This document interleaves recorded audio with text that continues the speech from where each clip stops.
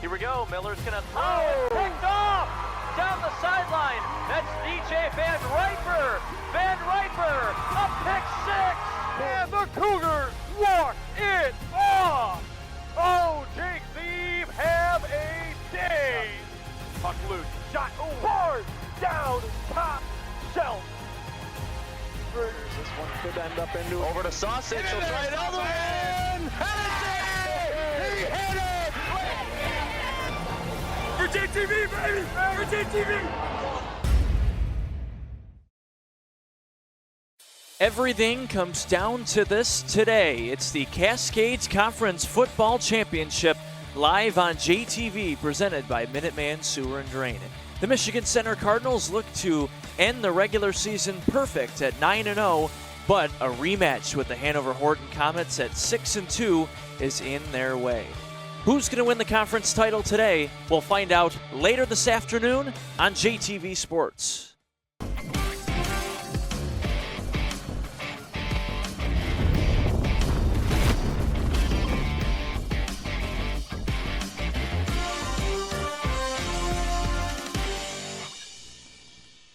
Well, happy Saturday afternoon, everybody. We have made it to week 9 of the high school football season. Welcome to Michigan Center High School for the Cascades Conference Championship here on JTV. And this is the College Chevrolet pregame show brought to you by College Chevy in Albion. I'm David Rice. That's Matt Kibbe. Max Fritz down on the field. We'll check in with him in just a little bit. Matt, good to be with you on a Saturday afternoon, a little bit later than they normally play this game each year. But we've made it to the end of the road, at least for the regular season. Let's start with Michigan Center. Both these teams are in the playoffs, but obviously huge aspirations for both teams. Michigan Center looking to complete the perfect season.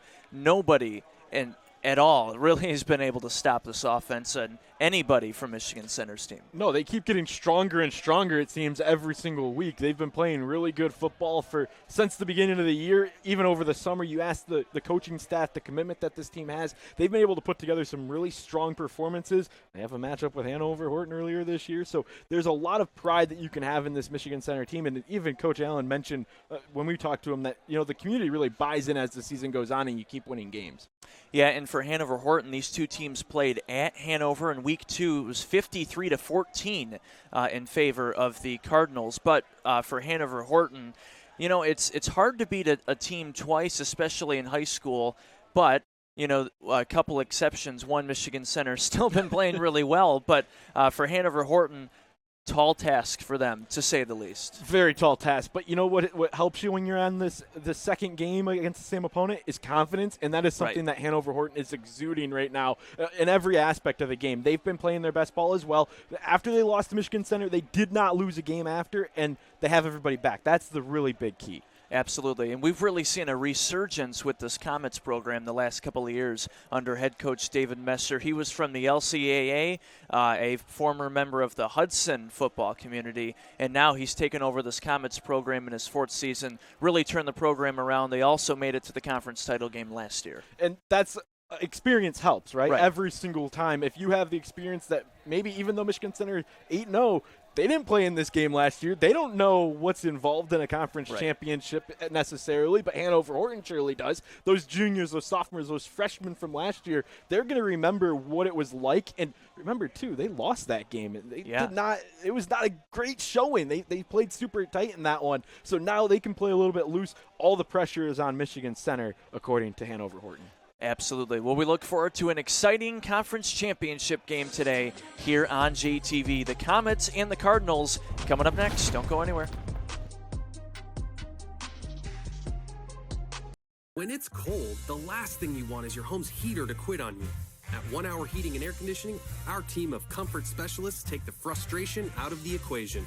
From simple repairs to more complex fixes, we'll get you warm and comfortable quickly. Just call 855-1HOUR or visit onehourair.com. Don't forget, we're always on time or you don't pay it time. Always on time or you don't pay it time. independently owned and operated, licensed in their respective state or county. Hard water can make your life at home miserable. No one wants to spend money on expensive products and chemicals to help deal with rusty appliances and discolored laundry. Tri-County Water has been helping local families and businesses solve their water problems for over 50 years. Call or visit us online at tricountywater.com today to schedule a free water analysis. We'll provide a solution tailored to your specific needs and your budget. Tri-County Water. Take control of your water today. Serving the Jackson community since 2007, G-Force Automotive is your local Auto Value certified service center. G-Force Automotive is a full-service repair facility. Our experience enables us to ensure your vehicle is well-maintained year-round in everything from brakes to engine repairs to transmissions and oil changes. We are committed to keeping you on the road. Hi, this is Matt Clausen, owner of G-Force Automotive. Come see us for your next service visit. G-Force Automotive, where we make friends, one car repair at a time. Lester Brothers has been performing driveway installations for over 30 years. Crushed asphalt is one of our most popular driveway gravels and an overall Lester Brothers favorite. When spread properly, it can last for many years. It's 100% recycled, environmentally friendly, quarter of the cost of hot asphalt, dust-free, and ready for immediate use after construction. Contact Lester Brothers today for a free timely estimate for your future crushed asphalt driveway or parking lot. The Potter Center at Jackson College is raising the curtain on the 2025-2026 season. Join us for country music superstar Aaron Tippin, the amazing award-winning vocalist Peebo Bryson, the legendary band Three Dog Night and their chart-topping hits, the best Tim McGraw tribute show going today, and enjoy as Simply Queen recreates the incredible Queen experience. Individual and season tickets on sale now. Go online or call the Potter Center ticket office today. Grimes Plumbing Company is licensed and insured. Give us a call for all your plumbing needs. Water heater installation and repair, drain cleaning, leak repair. And remember, at Grimes Plumbing, we love water. JTV and orthopedic rehab specialists bring you the ORS photo galleries, your front row seat to all the action in Jackson. Every week, JTV is out in the community, capturing stunning full HD images of local events, festivals, and high school sports. Don't miss a moment. Head to jtv.tv now to browse, relive the excitement, and purchase prints of your favorite highlights. Did you know Alro sells more than just metals?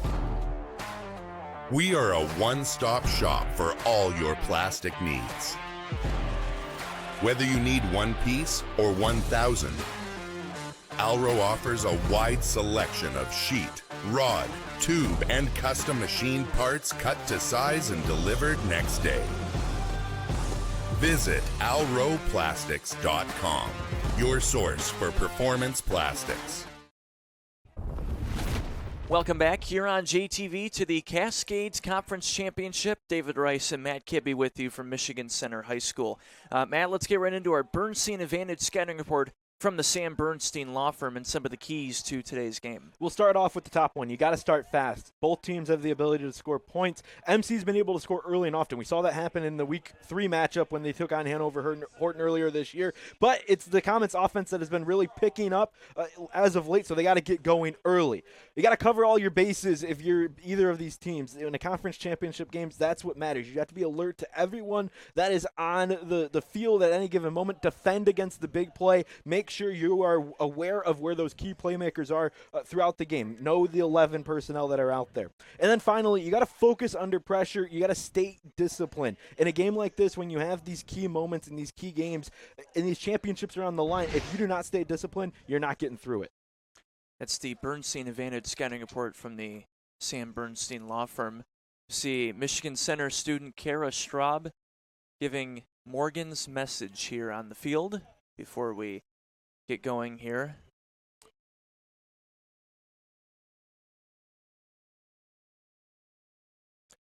And now let's get to our Mowers Sunshine Car Wash Spotlight Player of the game. We actually have 2 Spotlight players today. We figured a special game with the conference championship, one from each team. Let's start with the senior from the Michigan Center Cardinals, Braylon Brown, the senior, number 5. Braylon Brown, 4 touchdowns last week against Napoleon. 13 total touchdowns for Brown on the year. 3-year varsity starter. He's got great speed. He's able to score from the backfield and receiving the ball as well. So Braylon Brown, definitely one of many weapons for the Michigan Center Cardinals.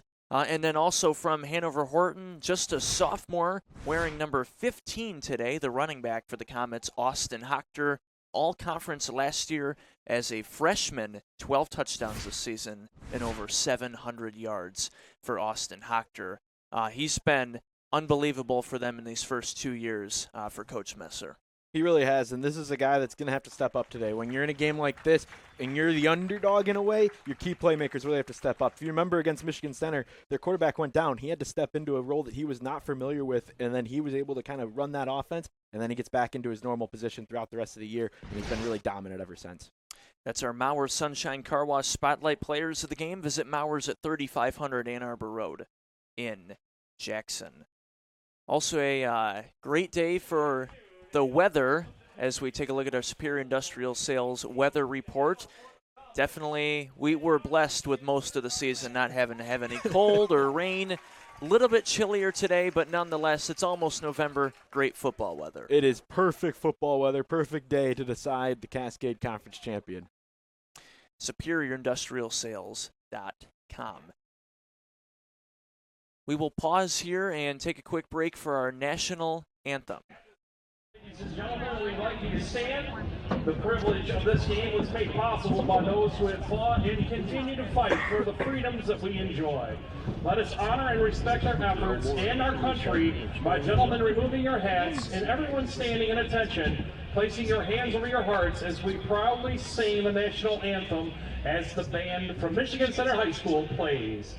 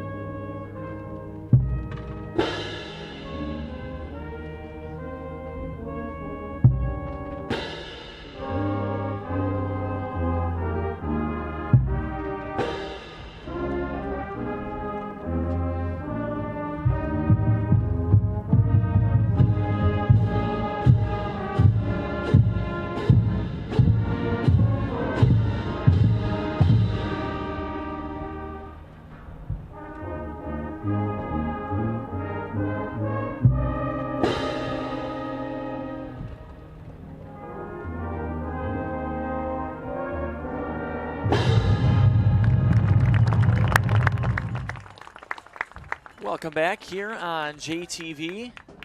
Get ready to go for kickoff here from Michigan Center High School.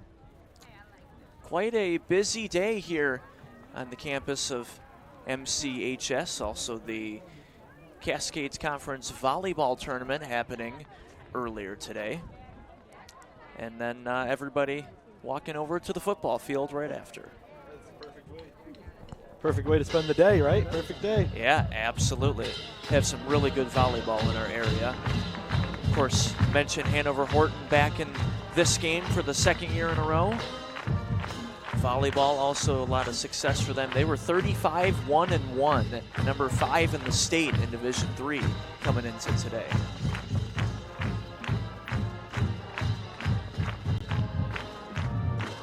You see the giant inflatable cardinal, one of my favorite things every time we're here at Michigan Center. If they don't take the field, joke aside, but it takes a delay a game. Hanover-Horton is lined up ready to kick. Yeah. Well, there goes the cardinal. I was just going to say, it's great to see it until it deflates. This is something. Yeah, they're ready to go. and we've got all sorts of media and everybody out there and the players waiting to run out. And Hanover is going to kick the ball and get us underway.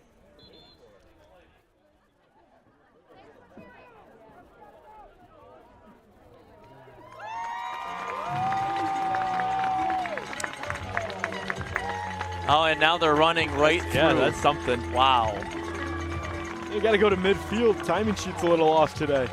We were talking with both coaches before the game, and they said confidence is not an issue.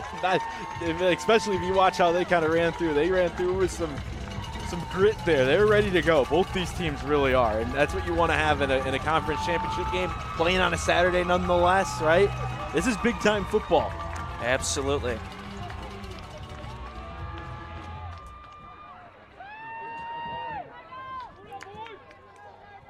So, now that both teams are on the field, I believe we're ready to get this going. Cascades Championship on JTV. Glad you're with us. Cardinals will have the ball first. This is a return from Trey Collins. And Collins, the junior, to about the 45-yard line. Want to thank Jimmy's Towing helping us bring you today's game on JTV. Jimmy's Towing, reliable, fast, and fair. 750-4200. Good return. You know, they came onto the field and then they immediately had to go right into formation. But Trey Collins, of course, he's been one of the stars all year long. Got through and got him good starting field position. So here comes the Michigan Center Cardinals, number 2, Hayden Hinkle, the senior quarterback. First down from the 45, fakes the handoff to King, right across the middle, too high and incomplete.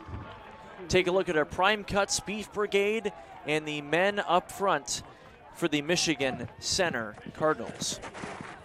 Number 50, Mason Bradley, the senior at left tackle. At left guard, Chris Fox, 55, the senior. Logan Smith, the senior, 64 at center. Holden Dean, the junior, 72 at right guard. And Landon Hurd at right tackle, the senior, 77. Chris Fox is the strongest lineman on this team, strongest guy on the team. He's somebody they roll behind whenever they get into a running situation. So when you see 55 in front, know he's getting the lead block. Second down and 10 here. Keeper for Hinkle. Trying to get through traffic. He does, and he picks up about 7 yards.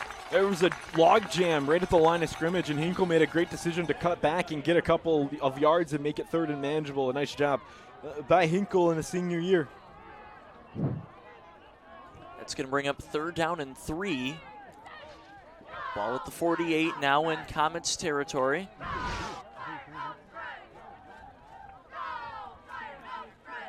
Hinkle with 23 passing touchdowns and 7 rush touchdowns on the year. On third down, Hinkle takes the snap. Oh, what a hit. Hinkle was looking for Brown, and he got drilled. Fourth down coming up. Colin Griffiths blew that up the moment he saw Hinkle turn to his left. He came through and didn't allow anything on that little bubble screen. It was the perfect defensive play. You see him gets by and sheds the defender and just immediately, forget the ball, I'm going to tackle you to the ground. That's going to bring up fourth down and 3. Cardinals going to go for this one. And they're going to pull it back and punt it. They were just trying to catch him off sides. Hinkle will punt this away. And it will take a friendly center bounce at the very end at the 1. Great pooch punt there from the quarterback. And like you said, kind of show it, and then nobody was able to get back in time, and then a perfect punt from Hayden Hinkle. You know, and as you can probably see by now, the scoreboard here at Michigan Center High School, the clock, really not visible, and that's the only thing about playing daytime football.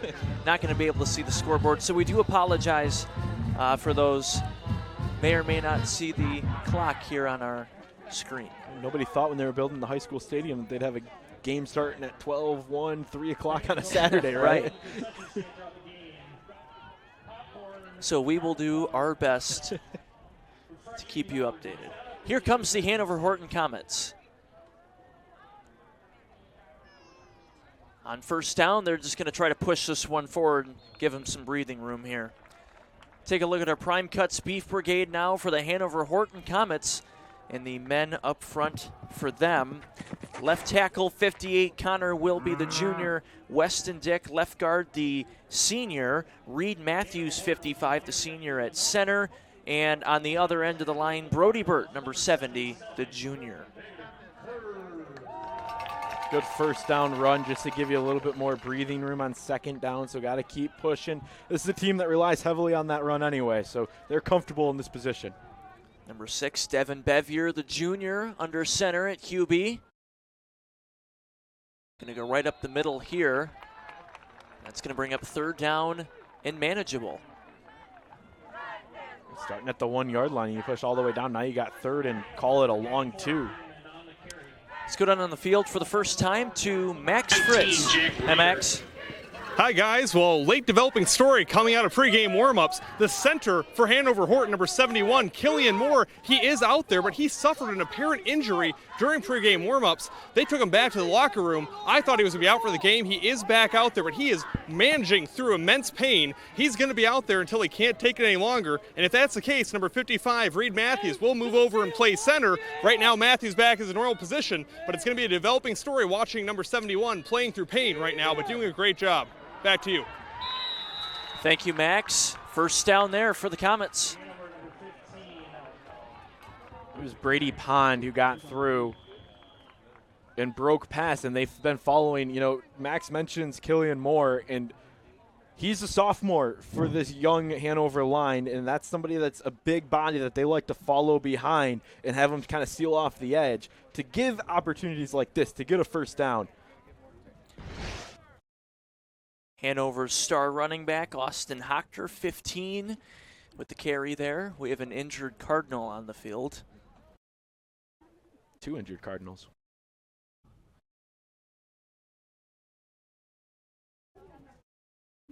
Just over 9 minutes to play in our opening quarter.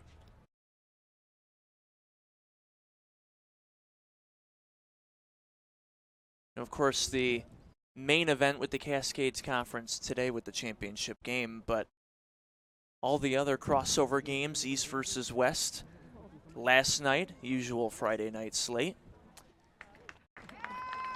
Had some great games. We'll talk about that as we go along.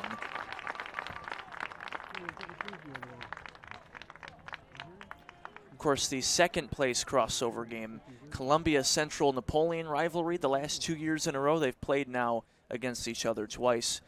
It was a winner get in the playoff situation, 40-36 Napoleon with a great win over the Eagles to stay alive. How good has the Cascades been this year? It's been one of the best. Both divisions. Here we go on 1st and 10. Bevier's going to give it right up the middle. And nothing there. You know, David, I know we talk about the offensive line as our beef brigade, but the defensive line for Michigan Center has been so stout all year long. They are able to seal off the middle, and it allows the linebackers to come through and make a big play. That's a prime example of that, and they didn't realize they had that off defensive line until the first time they played at Hanover-Horton back on September 12th. Yeah, and something we mentioned last week on the broadcast was Napoleon's offensive line with the T formation against a really good center defensive line.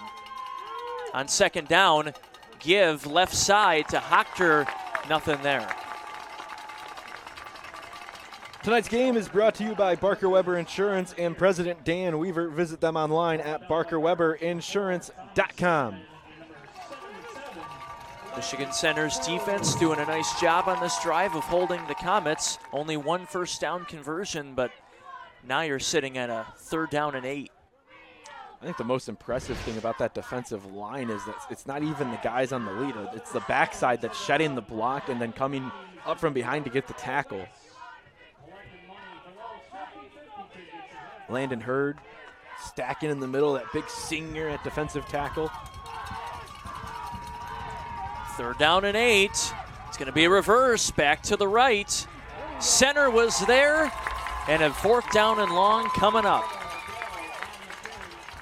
Who else but Davian King to shed again and just blow up the reverse, trying to get a little bit of trickery to get around that defensive line, and Davian King just immediately says, not today, I'm right here for you and ready to take you down. Yeah, King with 39 tackles and 3 sacks on the year coming into today. Definitely a threat on both sides of the ball for Troy Allen and his team. Hanover's going to punt this one away. Hochter with the kick. Almost drops the return. Trey Collins again trying to get some blockers. Loses a few yards there, and they'll take over at about the 44-yard line. Great field position for the Cardinals' second drive. As we take a look at our IEP Urgent Care trivia question. IEP Urgent Care now with 2 locations in Jackson. Question, when was the last time Michigan Center won at least a share of the Cascades Conference Championship? I know this one. Probably glad I didn't mention that in the open earlier. We will get back to our IEP Urgent Care trivia question. First down for the Cardinals. Hinkle rolling. He's got pressure. He's going to throw it up, and this one is caught. Travis Collins with a nice catch and a Minuteman first down. This is a beautiful scramble drill from Michigan Center. It was right through. Hinkle went all the way to the sideline before coming back and realizing he had to throw it through. And when he sees this opening, originally the intended target looked like it was going to be right in front, and then he looks a little bit beyond that line, finds the open man, and that's a great stop and a great grab from Collins. Yeah, it looked like it was going to be for number 3, Trey Collins, but instead it went to his older brother, Travis, number 12. Travis also threw for a touchdown last week in a trick play in that win over Napoleon. That's a big play in this game after a stagnant first drive. First and goal from the 10. Pitch to King on the left, and the ball's out, and the Comets jump on top of it. Huge turnover. A Dr. Ekbo turnover, and Hanover-Horton with a huge stop early. So you get the big play, and then you try and go with a quick run just to kind of get the ground game going again. And whoop-de-doo, here comes Brody Burt. Look what I found. It's on the turf. I'm just going to fall on top of this. Nobody's going to take it from me. And that's a huge momentum shift. Now it's sudden change. Who can respond to the sudden change? Yeah, it looked like a clean snap and a good pitch from Hinkle. King just not able to hold on to the football. He was kind of in between on if he wanted to kind of stomach it or if he wanted to actually get that triangle out and bring it in on his own.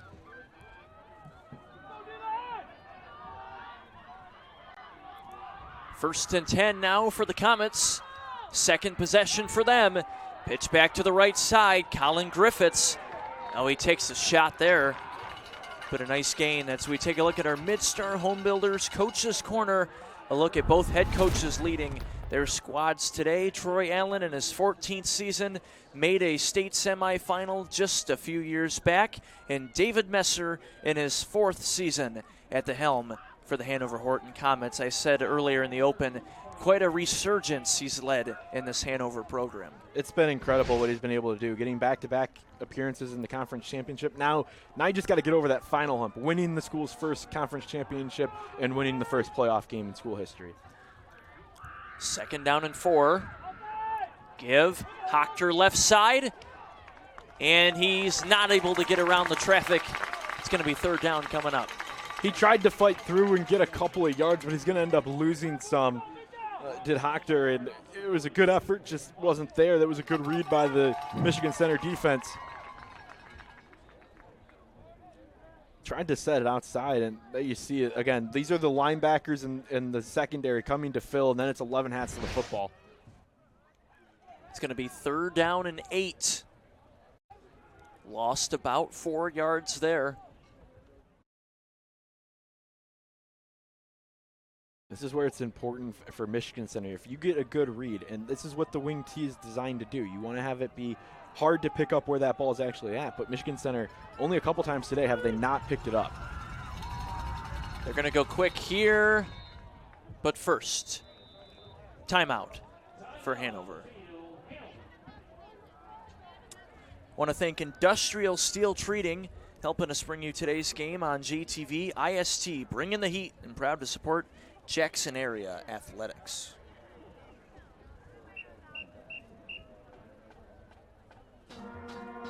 Hanover-Horton must not have liked what they saw.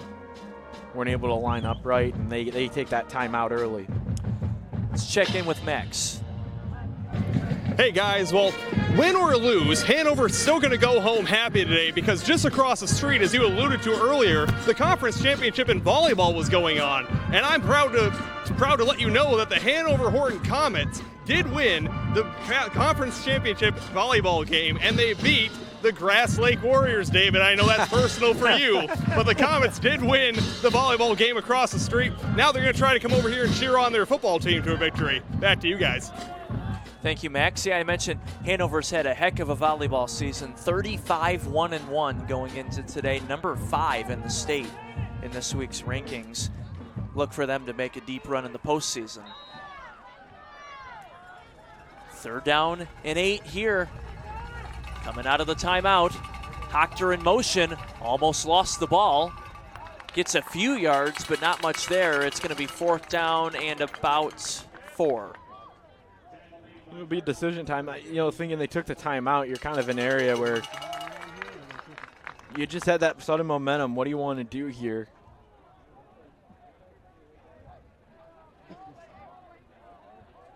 They're going to kick it.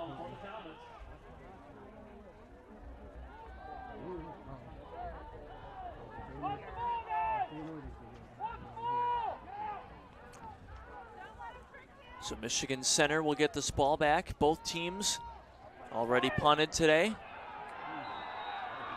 And never mind on that. That's going to be a 1st down for the Comets. That was a full deke from Hanover from the start. They had the coaching staff all signal that they were going to punt, and then a direct snap to the ump-back, and it is able to get that 4-yard gain and just enough for the 1st down, move the chains, keep it alive. Here's another look at it. Great look. It's a direct snap to the ump-back, and that was the big man in front, Ledger Inman, who got in and pushed forward past that line that was expecting to kind of bull rush. And when you're on that aggressiveness, it can benefit or hurt you, and this time it hurt Michigan Center. 1st and 10 now for the Comets. Right up the middle, a lot of room. Inman with another 1st down, almost to midfield. That's 30 yards in sudden change for Inman himself. He gets the 1st down on the 4th down conversion and then immediately splits the gap on a dive, and that's exactly what you want. That's why you have that deceptive look, because when you get an open look and an open hole like this, Inman is able to go all the way through, and he gets you into good field position after the 4th down conversion. Sudden change, can't say it enough. That's what Hanover has right now, and they're taking full advantage of it.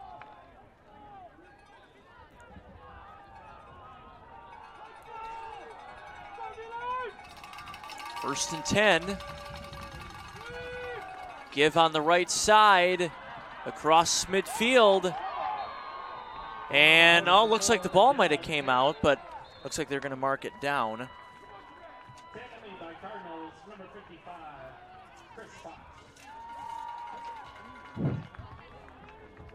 Not a faceless call center and not a soulless AI bot. State Farm's Joe Muni Agency will talk with you or visit with you live. He is physically here in Jackson County, where you can see him in person to work directly with him. He will provide you with service like you can count on.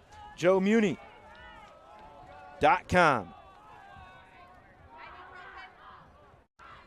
2nd down and 3 here. Another one right up the middle, and looks like another 1st down for the Comets. If it's not a 1st down, it's right there, and it's going to be third and inches. This is when Hanover-Horton's at their best. They're actually going to award them a 1st down, so good job there on the marking. They move it up a yard and give them the 1st. But this is when Hanover-Horton is at their best, David, when they have the option of either going on the outside, taking the option play, or going with that trap dive in the middle. If you don't know what's coming, it's almost impossible to stop. That's why the wing T is so efficient.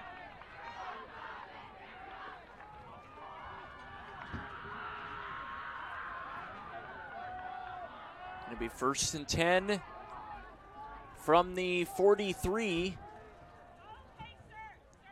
Pitch left side. Gets around. First down, almost. But we do have a penalty flag, and I think this one's going to come back. Yeah, it was a hold on the outside. That's the whole reason that you saw J.J. Russ able to break the edge and get around and try and get some yardage back. It was just a quick hold, and it's an easy call for the official. You're going to see that at every level, and they'll work back and work behind the chains. Helping us bring you today's game on JTV, Vermeulen's Home Furnishings. Thanks to Vermeulen's, locally owned and serving Jackson for over 3 generations, VermeulenFurniture.com. I didn't see who it was on. This will be a good look at it, but you can see Russ on the outside, and it's just right so subtly to help get around it. There it is, right there. Who was it? A.J. Fielder was the one who got charged with it, but he just kind of grabbed that shoulder and you try and bring him down. It gives you an extra step, and it's the first costly penalty that we've seen today. It's going to make it first down and 17. Bevier with the snap. Give right up the middle. I think they tried to throw him off with that trap dive. Nadell, number 4, on the carry. You know, the ideal with that wing tee is that you fall, if you take the dive, ideally you fall forward and get 4 yards every single time. As long as you get 4 yards, that's a first down every 4 plays, right? So that's what they're trying to do with those quick dives. Yeah, and really any kind of tee offense, you know, is you have to stay ahead of schedule. You can't get 3rd down and 5 or more. We saw that a lot with Napoleon last week. 2nd down and 14. Another one right up the middle. And nothing going there. We do have a flag, though, that comes in late. So we'll see what the call is there. It's either going to be a hold or a hands to the face of some kind. I want to thank the Center for Family Health. Looks like a face mask penalty there on Michigan Center. Center for Family Health, serving Jackson for over 34 years. Visit centerforfamilyhealth.org.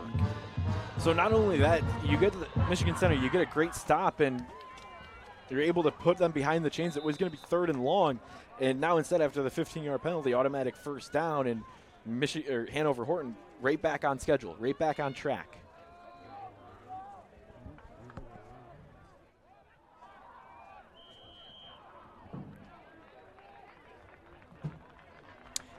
And that's going to be the end of the first quarter. Hard to see the clock here on the scoreboard. We are scoreless here at Michigan Center High School. It's the Cascades Conference Championship. We'll be right back. Spring is right around the corner, and Performance Automotive is the one-stop shop for all of your equipment needs. Get ahead of the weather and let us get your mower and lawn equipment ready for the season. Call us to schedule an appointment and we'll get your equipment back in shape in no time. Or if you're in the market for something new, our experts can help you find the perfect John Deere, Steel, or Honda for your yard. Visit Performance Automotive on Airport Road today. When you have a sewer or drain issue, make the call to Minuteman Sewer and Drain. Sure, we all want to be the guy that can get under the sink and get the job done. Trust us, we know it's not for everyone. Call the experts at Minuteman Sewer and Drain for 24/7, 365 same-day emergency service. Let us be the ones to get under the sink. Let Minuteman Sewer and Drain take care of the clogs or debris and get you flowing back to normal. When you don't have time to waste, call Minuteman Sewer and Drain, 783-9952, or online at MinutemanSewer.com. Minuteman Sewer and Drain. We open drains others can't.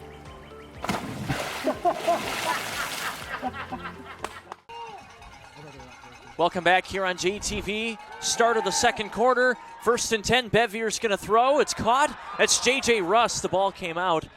He's able to get back on top of it, but a nice gain there for about 7 yards. Now remember, there was a penalty at the end of the first quarter, so that put the Hanover-Horton back on schedule. So that pass is a scheduled play in momentum. When you have a couple that first down and you know you can get motion, that's what you want to have. Thanks to Consumers Energy, reliable, affordable, sustainable energy. ConsumersEnergy.com. You're not going to see a whole lot of passes from Hanover-Horton. They are very selective on when they choose to throw until they get to a point where they have to. Only thrown the ball 21 times on the year coming into today. Hochter right up the gut. Not much going there. Only about a yard. Still ahead of schedule, though. It's going to be 3rd down and short. I want to go back to that first down play, too. Give credit to J.J. Russ because he fumbled it, and he made sure to not try and advance it. He fell on top of it, didn't allow anything of it. But that's a key tell to pay attention to, is that nobody came around him. He dropped it. So good job to get back into it and keep the team on their schedule.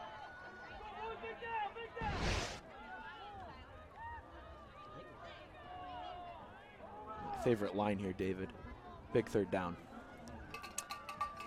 Really is. I mean, both teams have already punted. Both teams have already fumbled. Only one of them a turnover, but got to have it here. Pitch right side. That's for Lucas Nadell, and a Minuteman first down. Michigan Center read that play perfectly. They had all the hats going to the ball. The difference there is Hanover-Horton got a big push from that line, and on that pitch you get a little bit more momentum. And here's the downside. There's a flag. Oh, no.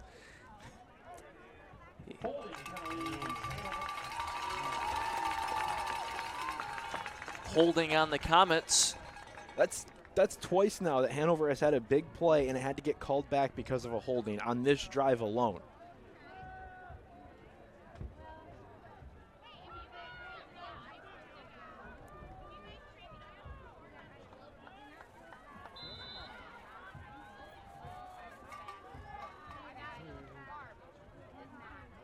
So now that's going to bring up 3rd down and 11. Mentioned just a second ago, Hanover only throws the ball when they need to. They might have to here. Man in motion. They're just going to give it right up the middle, but he's got green grass in front of him. Ledger Inman inside the 10. You have Griffiths in motion on this play, and everybody on Michigan Center thinks this is going to be a pitch to the outside to try and get some yard back. But they immediately go with that dive play to Inman, and there's a wide open hole again. Good job by the offensive line to get a good push. Inman does the rest. He's had a couple of these. Whenever he gets through, there was a horse collar there, by the way, and they didn't call it, but he gets all the way down and gets into the 5-yard line. That's a great play. Nobody was ready for the dive. Michigan Center thought they were going to go on the outside to create space. The dive comes through, and that's exactly where the wing team makes that efficiency. It's going to set up 1st and goal. Comets looking to get on the board first. Bevier takes the snap. Griffiths left side. And he's going to be down at the 1. Let's get back to our IEP Urgent Care Trivia question here before 2nd and goal. When was the last time Michigan Center won at least a share of the conference championship? I'm glad I didn't say it earlier. Your guess is? 2017. You would be correct. 3 teams shared the conference title that year in 2017. Thank you to IEP. 2nd down and goal from the 2. Right up the middle. And they're in the end zone. Hanover-Horton Comets on the board first. There's the QB sneak that they were waiting for. They don't use it a whole lot. They like to have that motion in front and allow their line to get a big push, but Bevier gets it, sees underneath, and just pushes forward. He only had to go 2 yards, so it's an easy one for him, but a good job by the line, and Michigan Center even crowded it, but the Beef Brigade on the left side got the push.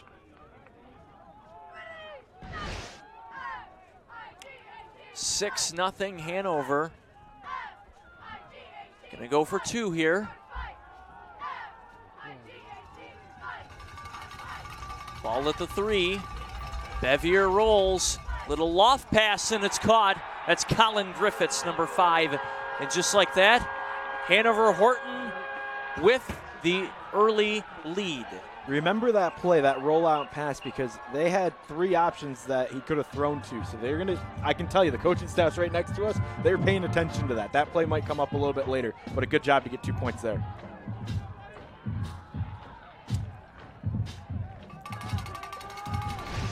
Let's go down on the field here to Max before the kickoff. Hi, Max. Hi, David. Well, that's music to Coach David Messer's ears. That's exactly the game plan he had coming into this. When we talked with him before the game, he said, I know that we're up for a challenge today against this tough Michigan Center team. But he said, we can't take a play off. We've got to be all out and put the pressure on Michigan Center to make mistakes. Coach Troy Allen said that we can't make mistakes. They've got to play their own game and close out this conference championship. No one expected this to be a defensive battle like this, but this is exactly what Hanover-Horton wants, and they're in control right now. Let's see how Michigan Center answers back. Back to you. Thank you, Max. Yeah, that's exactly what Hanover-Horton's wanted so far, this defensive battle. Looked like he did touch the ball, so he's got to pick it up and return it. Trey Collins now, all 3 returns for him have not been clean, and Michigan Center's inside their own 20. He's had a couple of slip-ups, but I will say he gets it all the way back out. That could have been way worse than what it was. So good job by Collins to at least advance it after it slipped through. But sometimes if you see that knuckleball, just keep your hands down because it ends up in the end zone, and then you're out at the 20.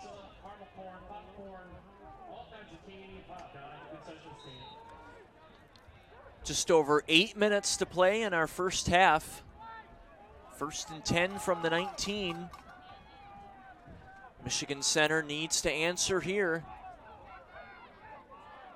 Hinkle fakes to King. Pressure coming right away. He's going to throw it up, and it's caught. Braylon Brown. 1-on-1 and a Minuteman first down. Big conversion there. Tonight's game is brought to you by Barker Weber Insurance and President Dan Weaver. Visit them online at barkerweberinsurance.com. Hayden Hinkle had 4 verts. He had every option. He could go to the far sideline or the near sideline. He goes right up the middle, and Braylon Brown is there. He just heaves the thing up with pressure coming and trusts his receiver to go out and get it, and that's what happened for Brown. Goes up, brings it down. Another big pass from the senior calling the shots. Going to give up to King up the middle. Looked like he almost lost the ball again. He did. And I think he did. Looks like the Cardinals jump back on top of it. Almost could have been another turnover there for the Cardinals. If you're the Cardinals, you got to go on the sideline in between series after this, and you need Hayden Hinkle and you need King to start working on that exchange, because that is twice now that they've had a miscue on that exchange, which you have not seen through 8 games in this season. And this is where they got to figure it out. It's the conference championship. You can't have these mistakes that are early season mistakes now. You got to clean it up. Going to be 2nd down and 12. Loss of yards there. Hinkle with the snap. He's going to throw it up again. Right side. 1-on-1. Too far out. Incomplete. Hinkle there looking for Darius O'Dunton, number 8. The Michigan Department of Corrections has positions open for corrections officers, mental health and healthcare professionals, food services, and more. Michigan.gov/MDOC jobs. Hinkle had him open on that play. It was right there, just a little bit too much touch, but you're seeing, because of the issues they're having in the backfield, Michigan Center is kind of forced off script. They're having to throw. They're a throwing team, but you don't want to throw this much early going, right? They're being forced to take some shots. So now it's 3rd down and 12. Brown in motion. Hinkle tries to find Collins, and he does hit him.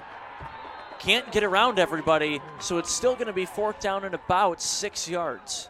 Yeah, but you're on the plus side of the 50 now, so it may be a little bit easier to say we can go for it because you know you're not given the best field. This is a simple middle screen right into the middle, trusting the slot receiver to come over, grab it, and then that was all Trey Collins to make the attempt to grab that and hurl it in. Gets enough yards back to make it 4th and medium, but you're kind of in no man's land. Yeah, you're right at midfield. It's 4th down and 6. You don't want to punt it. But sometimes if you don't have to, you don't want to go for it on 4th down and 6. I've always loved Michigan Center because they'll give the line the call, and then they have a second huddle with just the skill players. Right. 4th down and 6. Hinkle throws. It's caught. First down, Braylon Brown and more. And Brown to the 35-yard line. Want to thank the Insurance Circle Agency helping us bring you today's game on JTV. The Insurance Circle Agency, West Michigan's family-driven insurance solution provider, myinsuranccircle.com.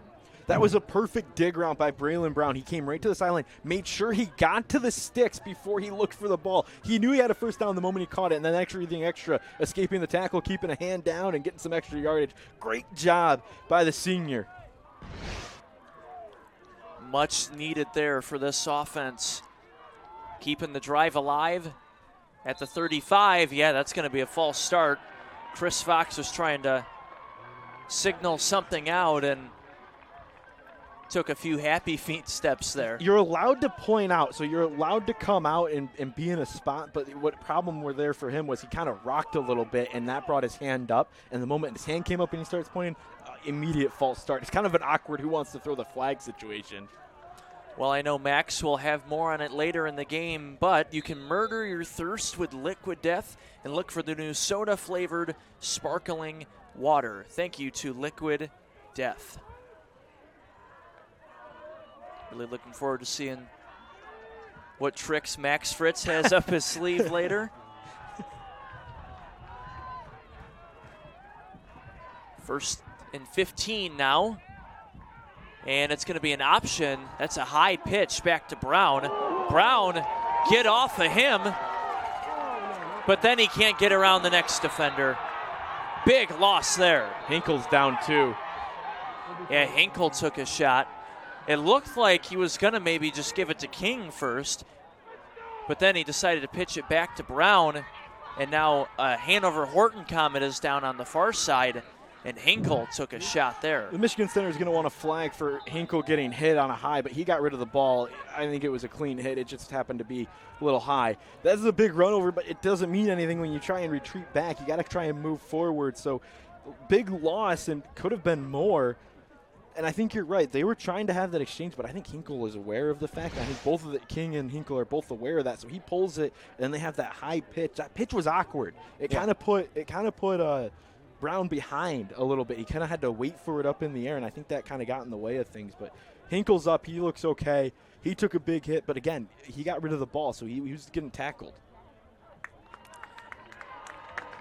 Yeah, and obviously had to pitch it on that option with them already being behind the sticks from the false start. And that, in the grand scheme of things, really didn't lose maybe but a yard. Felt like he lost more in real time. But now that's going to make it 2nd and 16. Oh, here's blitz. Hinkle, they're going to bring pressure. Hinkle is going to throw this one up. And it's picked off. Braylon Brown bobbled it. Wasn't able to hang on. Lucas Nadell will take this back to midfield.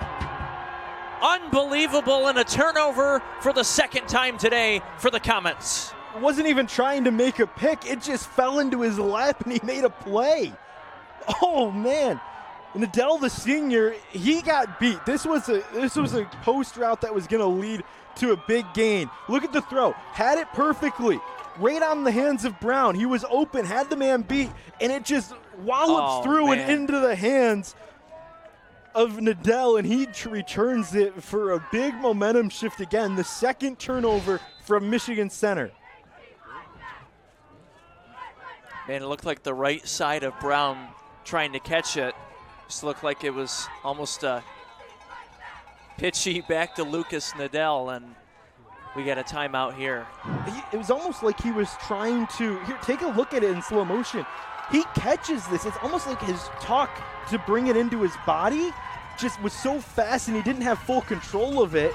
It just bounced off his shoulder pad.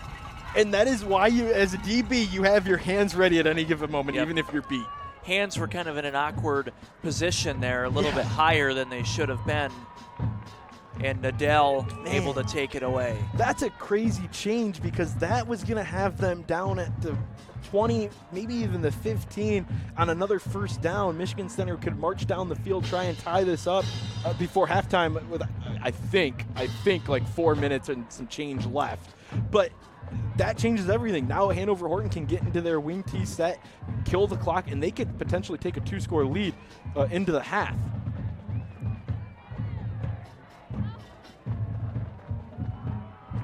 It's hot tub season. It surely is hot tub season. And you can find the best models and selection at locally owned Great Soak Hot Tubs located at 827 Horton Road in Jackson.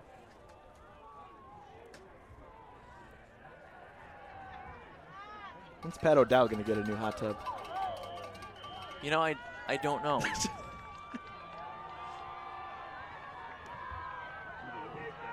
He'll enjoy his McDonald's, get in the Great Soak hot tub after that. First down and 10 for the Comets. Center territory at the 47.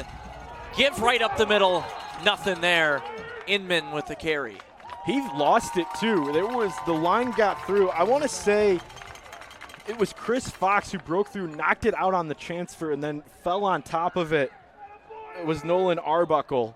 And so that keeps it with Hanover, but almost gave it right back after the sudden change. Yeah, Chris Fox.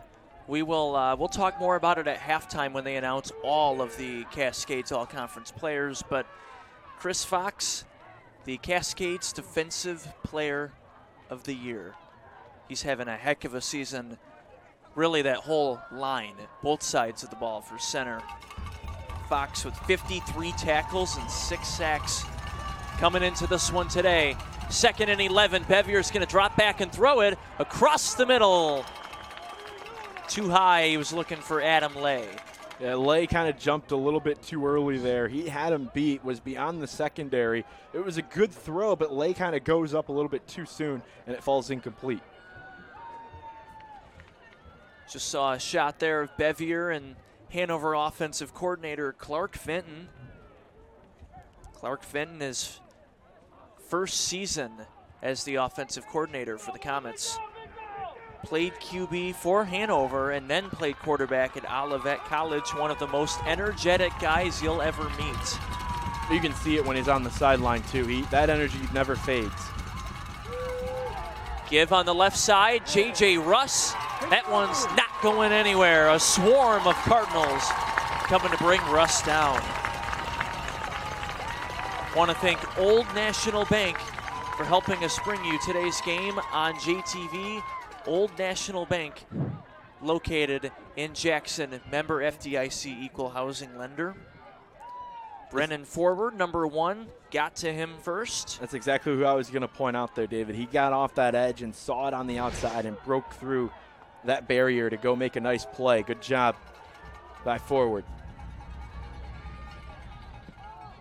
So Hochter will punt this one away. Sky high kick. And now Braylon Brown's back there to retrieve the punts. Something to point out, too, especially knowing that they were on the deep in their own territory, so wanted to get it back. Good job by the Michigan Center defense after the turnover to step up and force a turnover and punt to get it back.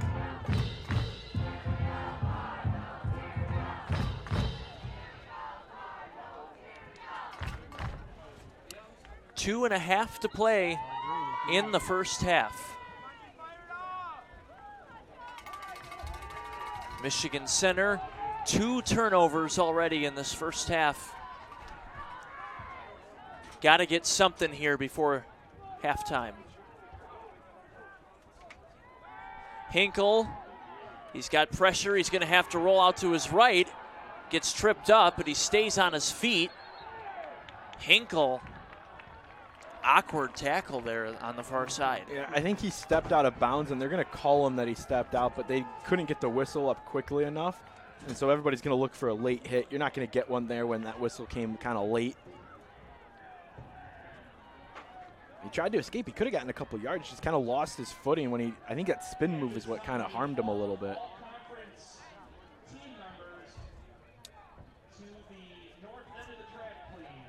So stepping out of bounds, clock stops at 2:19. 2nd down and 10.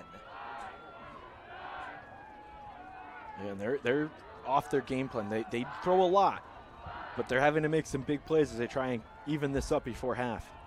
Hinkle across the middle and incomplete. was looking for Braylon Brown. I don't think Brown was looking there. Miscommunication. Had the linebacker would have been there a half second earlier, could have almost seen a third turnover. Yeah, he was quick with it, and I think Brown was just turning around. It's a timing throw when you're up the middle in that seam. And this is his most trusted receiver. We've seen that today. He really likes to target number 5 in red, and that's why he's going there. So now you're on a third down. If you're Hanover-Horton, how are you going to defend that? Because you know they're going to look to the edges. They got to get 10 yards here on third down to even keep this drive alive and try and force halftime momentum to be tied up. 2:15 on the clock. Third down and 10. Hinkle right side. It's caught. We'll see where they spot him. He's short. Yeah, he's going to be short. Looks like it's going to be 4th down and 2. Brennan forward with the reception. I still think I think I have it still marked wrong. I think it should be 4th and 1. Yeah, it looked a lot closer to the sticks than. There's a big difference here for this Michigan Center team if it's 4th and 1 versus 4th and 2, right? Yeah. You might see another pooch punt here. Especially with how the first half's been going so far, you don't want to risk anything, especially if you don't convert. Hanover could go up 2 scores and be that close. I do love the noise for 4th down with the offense on the field. 4th down and 2, got to have it here. Hinkle. Incomplete. He dropped it. He was looking for forward again. Comets with a huge stop there. And they have a chance to go up 2 scores with 1:30 to play. That call is the Cardinal coaching staff and Troy Allen trusting their defense to not allow a score here. And that's why they went for it. They had it. Brennan Forward got to the first down, turn around on that curl route, had it in his hands and just dropped it. There's a couple of drops that Michigan Center has had today that are going to turn into, you're going to pinpoint some games or some plays throughout this game, and that's going to be moments of drops that are going to come back to haunt. Yeah, the what ifs. It's the whole season that they had last year was what if. Now you're having it in the championship game. 1st and 10 for the Comets at the 20. That ball's on the ground. Cohen is picked up. It went all the way into the secondary, and Brendan Forward's got it for the Cardinals. He dropped the pass on offense, and now he gets it back for a Dr. Ekbo turnover, and just like that, the Cardinals got it back. Hey, if you're going to miscue on offense, you better step up on defense, and that's exactly what happened for Brennan Forward. That ball kicks all the way out to the secondary. Forward is there, picks it up, and goes the other way with it. Good job there. They're going to look for a late flag here. No conversation. There was a little bit of an extra throwdown, but it was just a clean tackle. Take them down. It's going to be 1st and 10 at the 40. That's the first turnover for Hanover today. Hanover was able to get 2 turnovers on their own, weren't able to capitalize on them. Michigan Center first time getting it off that sudden change. Man in motion, Hinkle. Got pressure coming. He's just going to loft this one up. Oh, almost picked off. There should be a flag on that play. That should be a penalty. They're not going to call it, but. Wow, Colin Griffiths all over Trey Collins. A couple of missed calls so far in this first half. Yeah, they're tough calls to make. That one was a little bit more obvious than some others, so I'm surprised we didn't see it. But 2nd and 10, you get another shot here. You got 1 minute and 8 seconds left. 1:08 to play. Hinkle gonna throw, it's caught. Travis Collins hit twice, but a Minuteman first down. Clock stops temporarily to get the ball set. Both teams with 2 timeouts. Ball set now. Under a minute to play. Cardinals in some miscommunication. They got to hurry this up here. Wasting time. Few seconds extra gone by there. Pressure coming from behind. And Hinkle's just going to have to throw this one away. Hinkle is down on the field. Yeah. He's been getting beat up in this first half. There needs to be a conversation here because we just saw Hanover-Horton for the second time. Austin Hochter came through, delivered that extra hit. They're going to get a roughing the passer here. To be fair, the line kind of gave way. There was almost a chance for a sack, but Hochter came through and had a late hit on that personal foul, and that's what's going to lead. The conversation here is if it should be targeting and more because it was up high. Yep, and that's going to give the Cardinals a first down. So they don't add the targeting on top of it. They keep it as roughing the passer. But either way, first down 15 yards closer with 42 seconds left. Although they did blow a few seconds off the clock that they probably shouldn't have. Lucky with the penalty there. Yeah. You still have 2 timeouts and 42 seconds at the 33. If you're Hanover, you got to control it. You cannot give up a penalty like that. You were going to have them at third down. Here comes pressure. Yep, they're going to bring pressure. Hinkle, too high of a throw across the middle. You have to connect on that play. Brennan Ford was right there. Hinkle had to rush his motion a little bit to get the throw. He saw 7 guys in his face at the time, and he just kind of popped it out and didn't control himself and had the errant pass. That was going to – I'll call it there. That was probably going to be a touchdown, if not get you down. Yeah, he within couldn't have been 10. more open. Right. So you got to connect on it. When the defense gives you a play like that, you have to connect. 38 seconds left.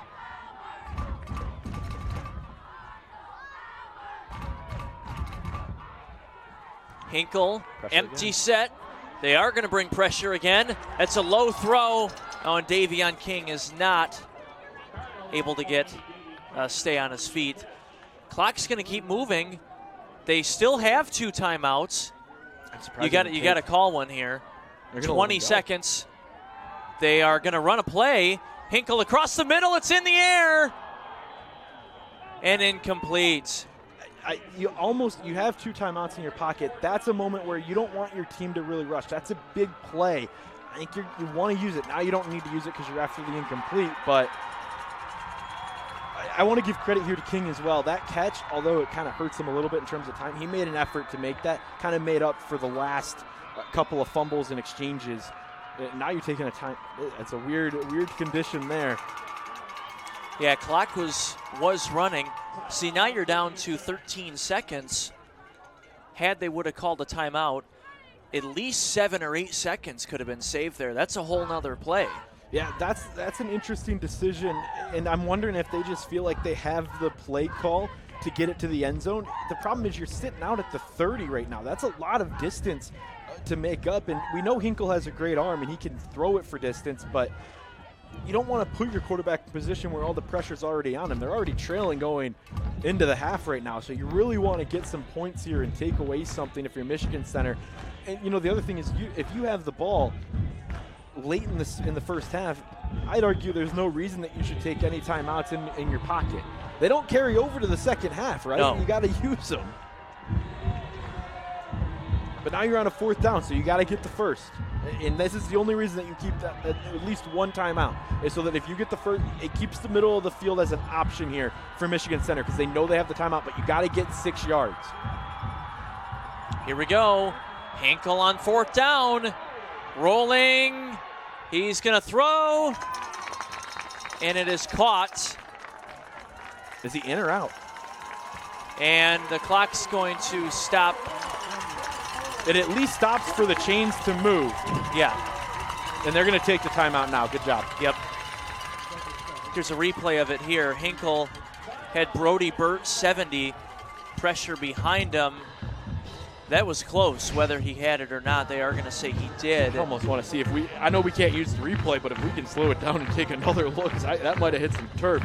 But I want to point out something too here, David, is Hanover-Horton has not shied away from the rush. They are trying to make Hinkle as uncomfortable as possible and make him take risk and try and take a benefit of the risk. They've been, for the most part today, they've been doing a good job of that. 2 turnovers already. Yeah, trying to force another one here late, and they almost had I don't know if you remember that 3rd down play. They almost batted up and got another interception. Yeah, and then there's been quite a few other plays that have almost turnovers. What a game, right? What more can you ask for here? coming in, on paper, we knew it was the rematch from earlier this year. Center scored 53. How was Hanover going to come in today? They've shown great defense so far, but they need to stop them here one more time. 3 guys there. Hinkle throws it up. It's picked off in the end zone. No time left, so that's going to be it. After one half of the Cascades Conference Championship, Hanover-Horton with an 8-0 lead here on the road. The all-conference players and more coming up next in our halftime show.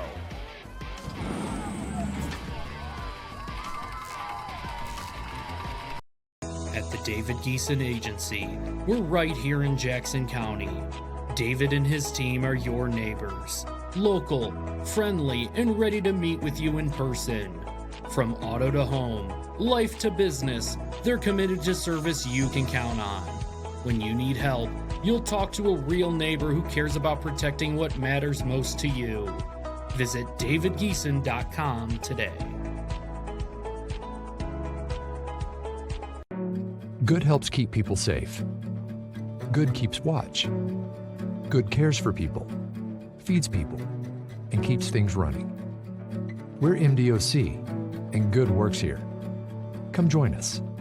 We offer great pay and benefits, paid training, and we have immediate openings for corrections officers, healthcare and mental health professionals, food service staff, and more. Go to michigan.gov/MDOC jobs to learn more. At College Chevrolet in Albion, we're proud to serve our community with more than just great vehicles.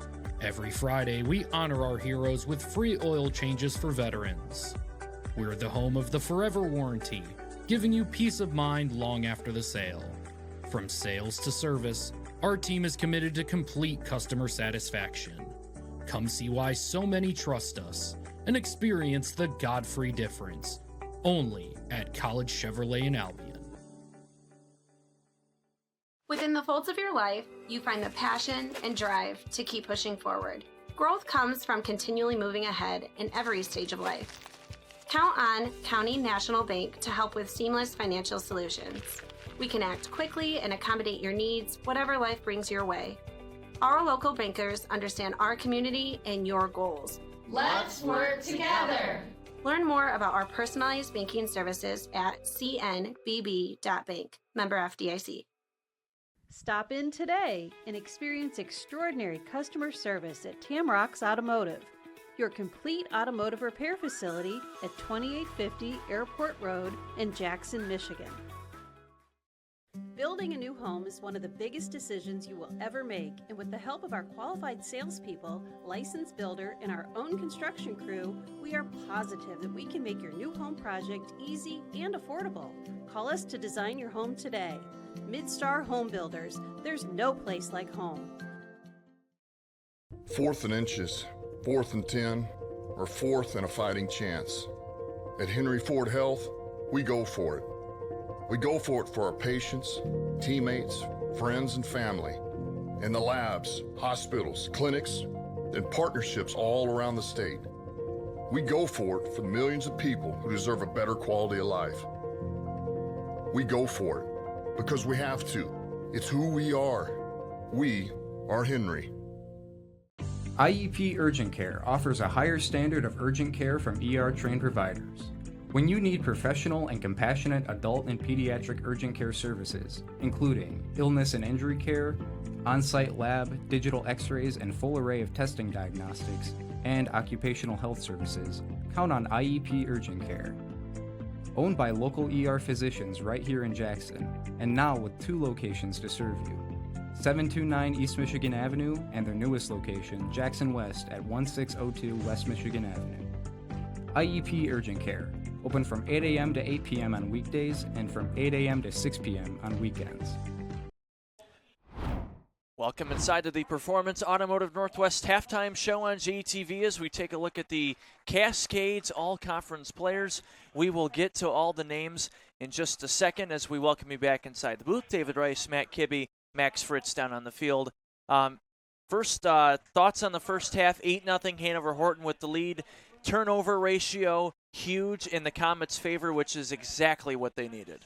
If you're going to come into a game as the underdog on paper, you have to win the turnover battle, and Hanover has done that. The only problem for them is they haven't been able to capitalize on the turnover, but they've stopped Michigan Center, and they have that momentum. Hanover-Horton is in control of this game right now. They have everything working that they want. They're able to play their game. Michigan Center is the one that is out of wax, having to play a little bit differently than what they're used to playing. They are not able to go down the script. They have had to call a lot more passing plays than they're used to, but there's a good look at some of the turnovers that we've seen today. A fumble and a couple interceptions. That has been the difference for Hanover-Horton. Yeah, and quite a few mistakes. A couple too for Hanover-Horton, but for Michigan Center, really, they've had the majority of the mistakes, like you just mentioned, especially with some of the exchanges between Davion King and Hayden Hinkle, and then Hinkle, just some throws that have been off and high and outside, and that's really, they have to turn it around in the second half. They haven't had to worry so far yet this year about playing from behind until today. And that's what happens when you see a team for the second time. Hanover-Horton has all the confidence. I'm not going to put this one on Hinkle. That's just a crazy play. But here's something that has happened is Hanover has forced Hinkle to rush through his progressions because they've been bringing pressure, and the line for Michigan Center hasn't been holding up as much as it has in the past. Hanover-Horton has been able to break through, and that's forced Hinkle out of his normal progression, made him uncomfortable. He's had to scramble a lot, and when you have to scramble as a QB that's not used to having to do it because you've been so good all year, you're going to make some throws that you're not used to making. Yeah, absolutely. Let's go back down on the field to the Cascades all-conference players for 2025. We mentioned earlier the defensive player of the year, Chris Fox, 55. And the offensive player of the year, Hayden Hinkle. So Coach Allen and the Cardinals, both offensive and defensive player of the year. As we take a look at the first-team players, you see Chris Fox there having a heck of a year. I mentioned earlier, 53 tackles and 6 sacks for him coming into today's game. I was at that game against Leslie. Chris Fox just been one of many weapons for Michigan Center all year long, and he's had an impact on this game. He's broken through. He caused the one turnover that Michigan Center has been able to take away from Hanover on a fumble. He got the one that broke it away, and then you see him. He's just such relentless pursuit every time he gets a bull rush on an offensive lineman. Yeah, and Hayden Hinkle, the offensive player of the year, again, dual threat. We know all year he's been able to score with his legs and throw the ball. Hayden Hinkle, 1,637 yards and 30 total touchdowns coming into today. I remember watching this. I was at this Hanover game, and that fake, he was not shying away from the contact. If you watch that one back, he saw the defender coming at him and leaned his shoulder into him instead of going to the pylon. He's not afraid to put his body on the line and make big plays. He has escapability. He's been one of the best players that's really has come through the Cascade Conference in recent memory. Absolutely. Taking a look at some of the other first-team all-conference players, the other quarterback in that game we just saw from center Leslie, Joel Cranmore, by far definitely the two most talented quarterbacks in this league for sure, both going to be playing on Saturdays in the next couple of years. Absolutely. They're going to have a lot of conversation about where they want to go, how much they want to make, but this is there's a lot of talent in the Cascades Conference, and we're seeing that on display here today. Absolutely. We're going to take a quick break here on JTV. We'll continue with the Performance Automotive Northwest halftime coverage and more of the all-conference players when we come back. Our Sunshine Car Wash is proud to be a professional and fast service in the Jackson area. You can relax and let our friendly staff clean your vehicle to a shine. Open Monday through Saturday, 7:30 to 6:30, Sunday 9 to 5. Or use one of our many self-serve bays, great for all vehicles, car, truck, or bikes. Try our other locations. Brooklyn Auto Wash in Brooklyn, Center Wash on Page Ave, keeping your vehicle clean for over 25 years. Mauer Sunshine Car Wash on Ann Arbor Road. At Insurance Circle Agency, we believe in personal connections. We specialize in a consultative approach where we'll take the time to know your name and your unique story. This allows us to provide you with a top-notch boutique experience with policies tailored specifically for you and your business. Taking this approach allows us to ensure you have the right package to fit your unique needs. Your peace of mind is our priority. Get in touch with Insurance Circle Agency today, where we'll know your name. At College Chevrolet in Albion, we're proud to serve our community with more than just great vehicles. Every Friday, we honor our heroes with free oil changes for veterans. We're the home of the Forever Warranty, giving you peace of mind long after the sale. From sales to service, our team is committed to complete customer satisfaction. Come see why so many trust us and experience the Godfrey difference, only at College Chevrolet in Albion. Willis & Jurisic is your one-stop shop for accounting, tax, and consulting needs. As the largest locally owned CPA firm in the Jackson area, their nearly 30 team members take a proactive approach in recognizing the current and future needs of each of their clients, never settling for providing an average experience. Their persistent drive to add value to clients, both large and small, has solidified their clients' confidence since 1967. Willis & Jurisic is focused on your future. At Lammers Heating and Air Conditioning, we're proud to celebrate 60 years of keeping your home comfortable and your air just right. For 6 decades, our community has trusted us to deliver reliable service, and we want to take a moment to say thank you. Because of your support, we've been able to grow, serve, and give back to the very community that made it all possible. Here's to many more years of serving you. Lammers Heating and Air Conditioning, your trusted neighbor for 60 years. Call it a sense of purpose, a higher calling. At Dean Transportation, we call it our passion. It's simply who we are. 60 years of pioneering the best health and safety standards because safe student transportation is essential. We are hard-working folks, connecting children to learning, schools to our communities, and you to a better career. Want to make Mid-Michigan a better place? We'll put you in the driver's seat. Join the Dean family today and help to connect our kids to brighter futures. Welcome back to the Performance Automotive Northwest halftime show on JTV. Let's go down in the field to Max Fritz. And Max, also thank you to Liquid Death. What you got for us, Max? Hi, David. Yes, thank you to Liquid Death indeed. They've been sponsoring us all throughout this year. I've been doing some crazy antics, and to end it all off, I thought, why not do a little trivia? You know, Michigan Center and Hanover have been battling on the gridiron so far today, but now we're going to put some of their students to the test and see who's got the most brains when it comes to random sports trivia knowledge. I will say that it's a senior showdown. I have Senior Carter here representing the Comets and Senior Ella over here representing the Cardinals.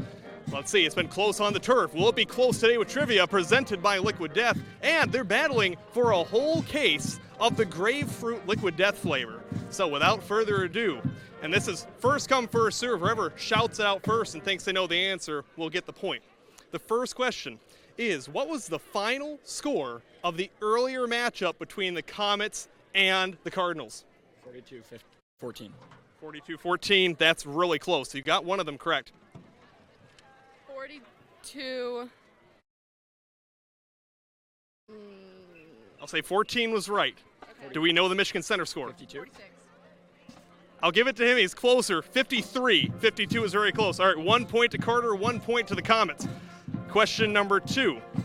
This is going to be a tricky one. The all-time series record between the Cardinals and the Comets. Who owns it? Who has the most victories in the series? Hanover? Hanover. Hanover. It is not Hanover. Now, for a bonus guess, to see who can get it, who thinks they can tell me how many victories the Cardinals do have in the series? Closest number wins. 63. 63? 67. 63, 67, it is 35, so closer there, leading by 2. Final question. This is one more for you guys. They're both Michigan State fans, so sorry to any Michigan fans watching out there for the game later, but we have 2 Michigan State fans, and I want to know who leads the all-time series between the Spartans and Wolverines. Michigan? It is Michigan. Now for a bonus point, if you get this on the nose, you will win. How many wins does Michigan have against the Spartans? Like in all? In all. 62. You're very close. It's 74. Thank you both for playing. Carter, great job. You win the case of Liquid Death Grapefruit. Thank you. So the Comets, they've won in volleyball. They've won in trivia. Let's see if they can pull it out on the field or if the Cardinals will come back and win the conference championship. Back to you guys, and thank you so much, Liquid Death, for being an amazing sponsor this year.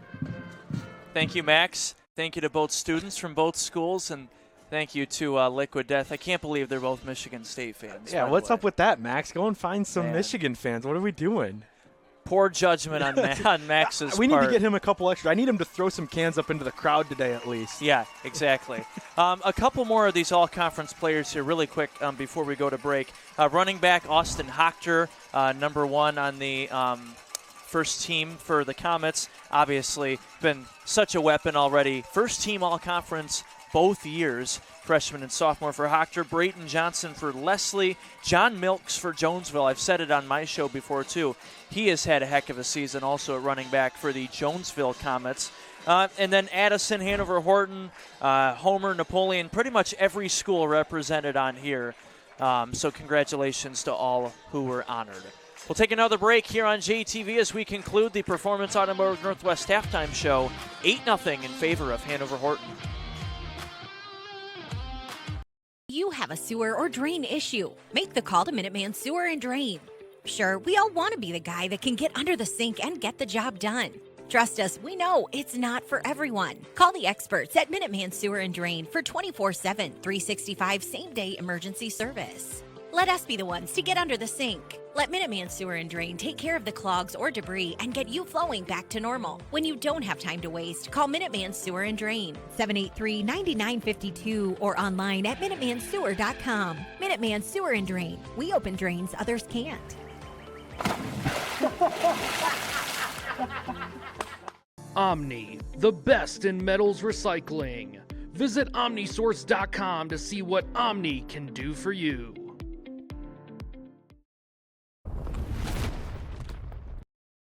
Welcome back here on JTV. David Rice, Matt Kibbe, Max Fritz here with you. Still a couple of minutes away here from the second half. Again, we've talked about it. We will get to it more at the postgame show, Grimes Holming postgame show. But both teams, I mentioned in the open earlier, will be in the postseason. And Michigan Center, because of the playoff points system and Michigan Center being the only team in this area that's Division 5, Center, if they come back and win today, they could be 9-0 and have to travel in the first round next week. And for Hanover, most likely win or loss today, they're going to be hosting at least a first-round game. Michigan's got to figure that out. You should not be 9-0 having to go on the road. You've earned a right to play that 10th game at home. Well, and I've said it before, too, on my show. Me and Adam have both said it quite a bit. Seeding the regions.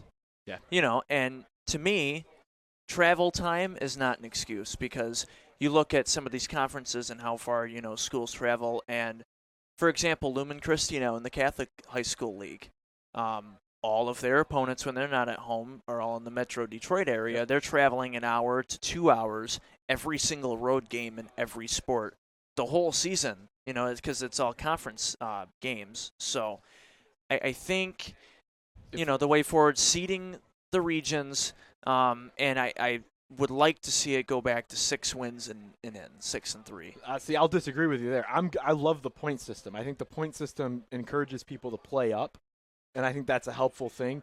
But on the other end, what they do need to do is, if you're worried about travel time, then you need to move the games to Saturday. Stop worrying about playing on Friday. You have that option. That can prevent some travel issues that you're so worried about when it comes to student athletes. And they emphasize the student athlete, which we should, but that's where you got to see some changes happen as well.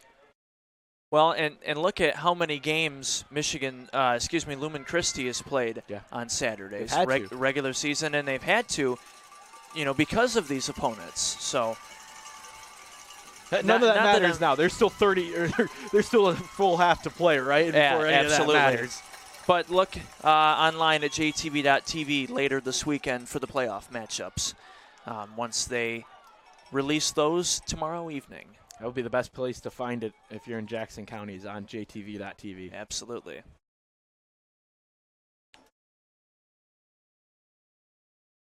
Try to get that on there for everybody before.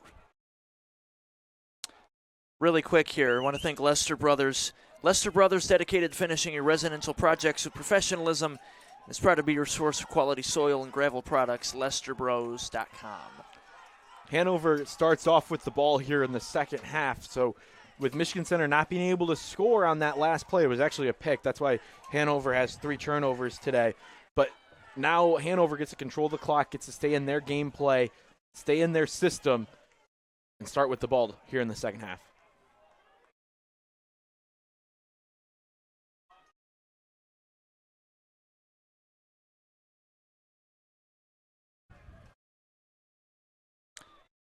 Comets will get this one with the 8-0 lead. Short kick, right side. Lucas Nadell not going anywhere on that return. Paquin got in and blew it up right before any motion. It was a little bit of a squib, kind of in between a squib and an onside, just trying to catch Hanover off guard, maybe try and steal a possession back if they miscue on the ball.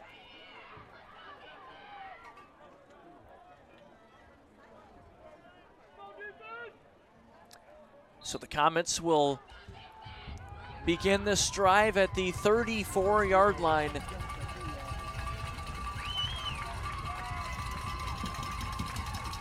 Bevier under center. He's going to roll out and throw it on first down. Throws across the middle, almost intercepted. He was looking for Adam Lay. Trey Collins slipped on the natural grass here at Michigan Center. He had a pick written all over it if he doesn't go down, and almost caught it on while he was sitting down.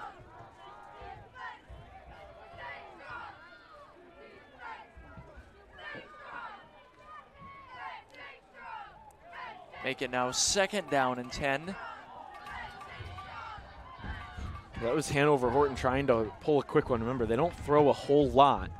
And when they do, it's a scheduled time to throw. So they did it on first down, knowing that they can get now into their run formation, their run set, and try and power forward for 10 yards. 2nd down, ball's on the ground. Bevier's going to have to get on top of it. Bad exchange there. The speedy Austin Hochter trying to get a head start there. He was just a little bit ahead, and Bevier was a little bit slow getting back into that handoff spot, and that's what led to that hiccup. And we've seen a couple of exchanges end up on the grass today. Got to clean that up here in a championship game. Can't be giving up unnecessary turnovers, and now you're way behind the sticks on 3rd down. You're almost in not surrender territory, but not a whole lot of options here. 3rd down and 20. And they're just going to do a trap dive up the middle here. Hanover likely going to punt this one away. 4th down coming up. They tried to go to Ingman. He's had a couple of plays that broke through the middle. Not that one. Michigan Center had it read the entire way. They knew they were going to either go for the pass or they were going to run it up the middle. It was one of 2 options there. Hanover is elected to kind of hold on to it and flip the field here on the punt. 2 guys back deep for the Cardinals. Brennan forward will wave this one for a fair catch. So Hinkle and his guys will take over at the 38-yard line. A great job by the Michigan Center defense. That's exactly what you want coming out of the half when you're down by a touchdown and a 2-point conversion. You need a 3 and out. That's exactly what they get. The sun's starting to go down. We can actually see the clock now. Only took half the game to get there. Still tough to see it on our score bugs, so we do apologize, but not our fault. We have the time for you. Hinkle fakes the handoff to King, and it's caught. 1st down there for the Cardinals. That's Trey Collins. There it is, right on cue. You need to have a catch. You need to secure it. You've had a couple of drops your receiver core has, and Hinkle able to settle in. He's not getting frustrated with his receivers. He's still going after them, still trying to feed them possession. Now his receivers are coming up big. Trey Collins with the first attempt today. He gets a 10-yard catch and a run, and that's a good job there to start out for Michigan Center.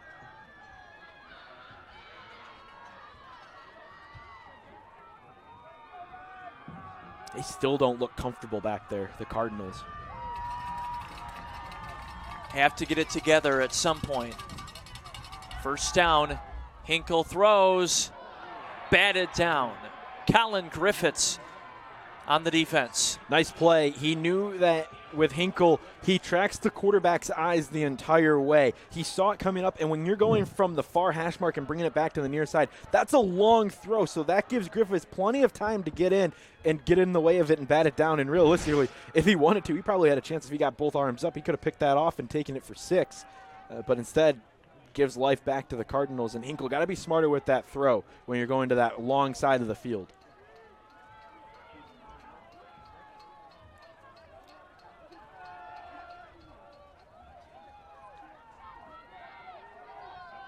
Second down and 10, almost to midfield.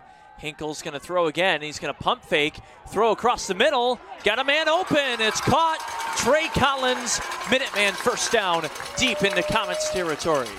The bubble screen fake got Hanover-Horton to bite, and all you need on that bite is just a yard. That gave the opportunity for Trey Collins to get just a step, and Hinkle's able to make a fantastic throw right on the dot.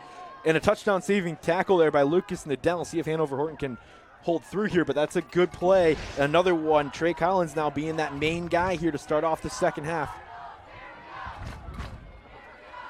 First and 10 from the 15. Hinkle a screen, caught by Travis Collins, and Travis Collins to about the 11. Collins and Collins show early. They're just trying to get it out to their playmakers, and they saw early. Hanover-Horton saw how important Braylon Brown was to this Michigan Center offense, and they've avoided him for the start of this drive. Gone to the Collins brothers a couple of times here to make a couple of plays. Get a couple of yards there. Good job by the Cardinals.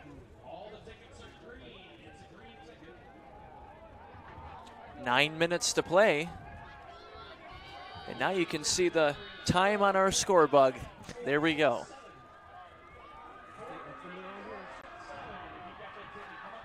Second down, Hinkle with a keeper. Got some open space in front of him. Touchdown, Michigan Center Cardinals. Hayden Hinkle with his 8th rushing touchdown on the year, and a 2-point conversion away from tying this ball game up.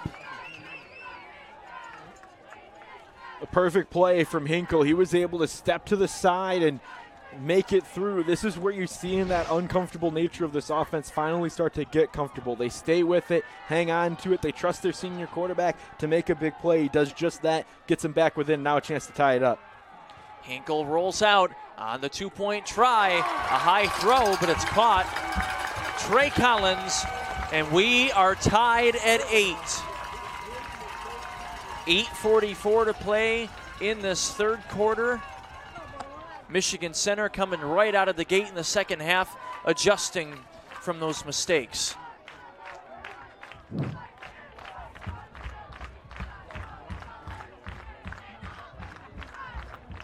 Not a faceless call center and not a soulless AI bot. State Farm's David Geeson Agency will talk to you and visit with you live. He is physically here in Jackson County, where you can see him in person to work directly with him. He will provide you with service you can count on. DavidGeeson.com.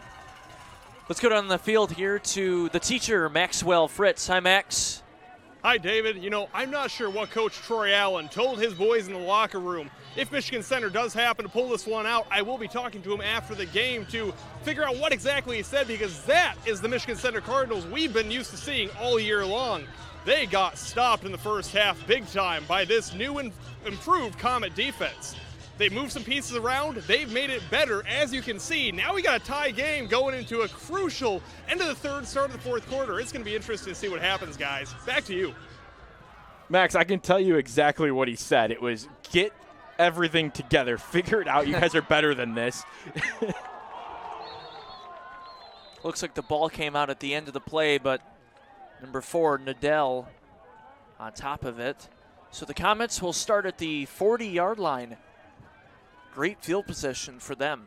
And they went 3 and out on that first drive, so now you got to kind of settle back in. Now you're back on script. You knew you were going to be in a game. You knew you were going to give up points to Michigan Center, so this is not out of the ordinary. Confidence can stay high for Hanover-Horton and figure something out. Like I said, Michigan Center, though, that conversation at halftime, that's a key moment in this game so far, because they have come out and they are putting the pressure back onto Hanover-Horton. Bevier, give to Hochter. Grass in front of him. And a Minuteman first down. Tonight's game brought to you by Southern Michigan Bank and Trust. Switch to better banking today. Visit them online at smb-t.com. Hotchner runs like there's no tomorrow. It's like Cam Scadaboo with the New York Giants. He just does not care about what happens to him. He runs with a lot of thunder, and he powers over people. He's made a couple of plays today. It's exciting to watch number 15 get that ball. Yeah, Hochter with 11 touchdowns coming into today's game. Inman right up the gut. About 4 yards there. I know it's only 2 plays in, but this is starting, like already, 2 plays in, feeling like a Hanover-Horton type drive that we've been used to seeing through their wins at Columbia Central, Jonesville, Homer, Vandercook, and then Addison last week. This is starting to feel like that right now, and this is a drive that you really want to have. This is a response drive after Michigan Center got that quick score here in that third quarter.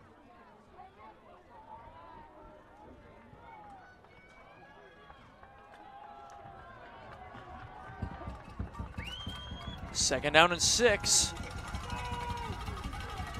Bevier from the 45. Give to Griffiths, right side. Going to be short of the marker. Third down and half a yard coming up. They use Hofstra as a decoy there with that early motion before the snap, and Michigan Center slightly fell forward, and it gave just enough room for Hanover to move forward and at least make it third and really short. Tonight's game is brought to you by visit baker.edu to explore online and in-person industry-related degree programs. Start your journey at Baker. Third down and 1 here, almost halfway through our third quarter. Bevier, almost like a fullback dive there, right in the up back to Inman. And they are going to signal Minuteman first down. Hey, when you need a quick play, that's where they've been going to. They trust their 5'9" senior to make a big play. Inman has been really good. He's got a couple of those breakout plays, but when you need just a couple of yards, you give it to the big, essentially fullback in this situation, and let him dive forward.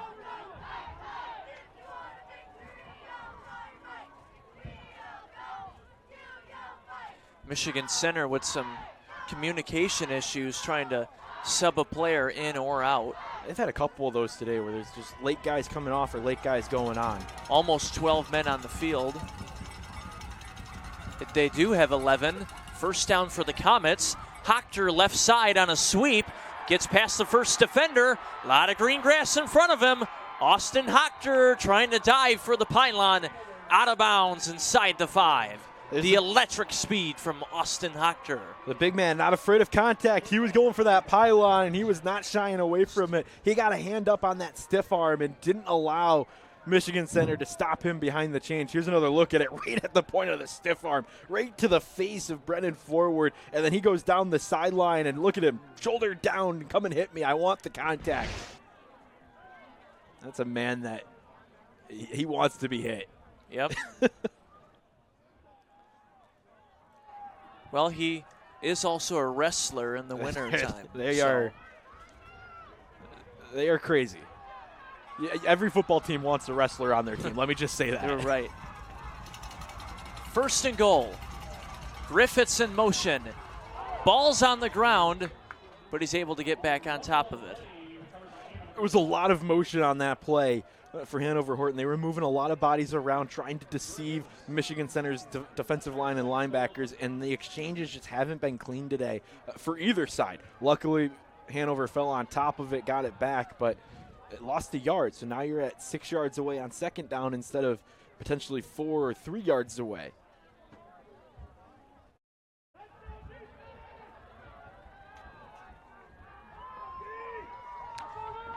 Second down and goal. Loss of a yard there. 5 minutes to play. From the 6-yard line, Bevier, Inman up the middle. It'll be down to about the 1.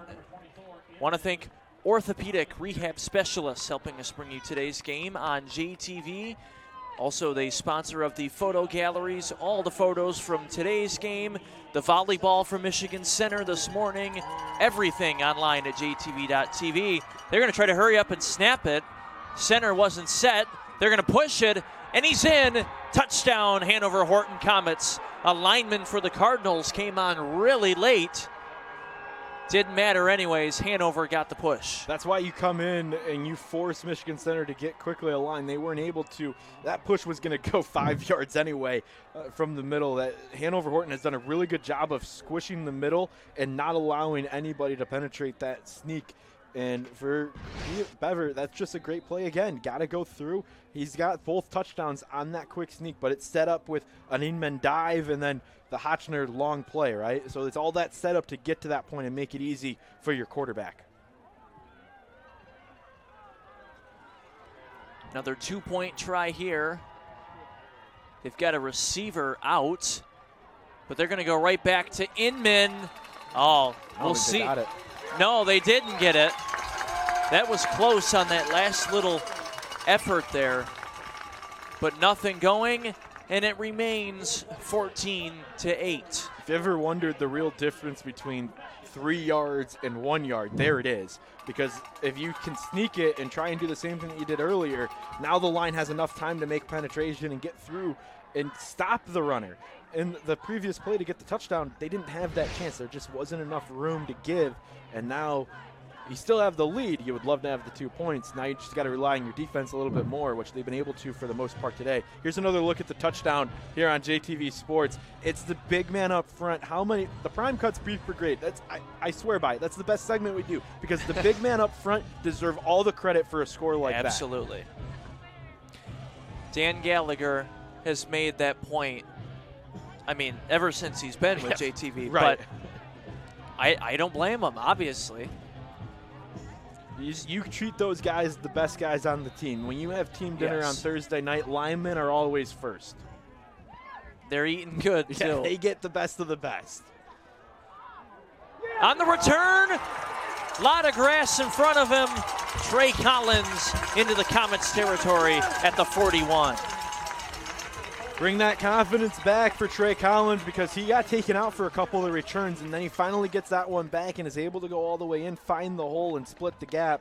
He's feeling it a little bit. I think he might have cramped up at the tail end of that, but a great run. Look at him, splits between the defenders and gets across midfield. You can't ask for much better.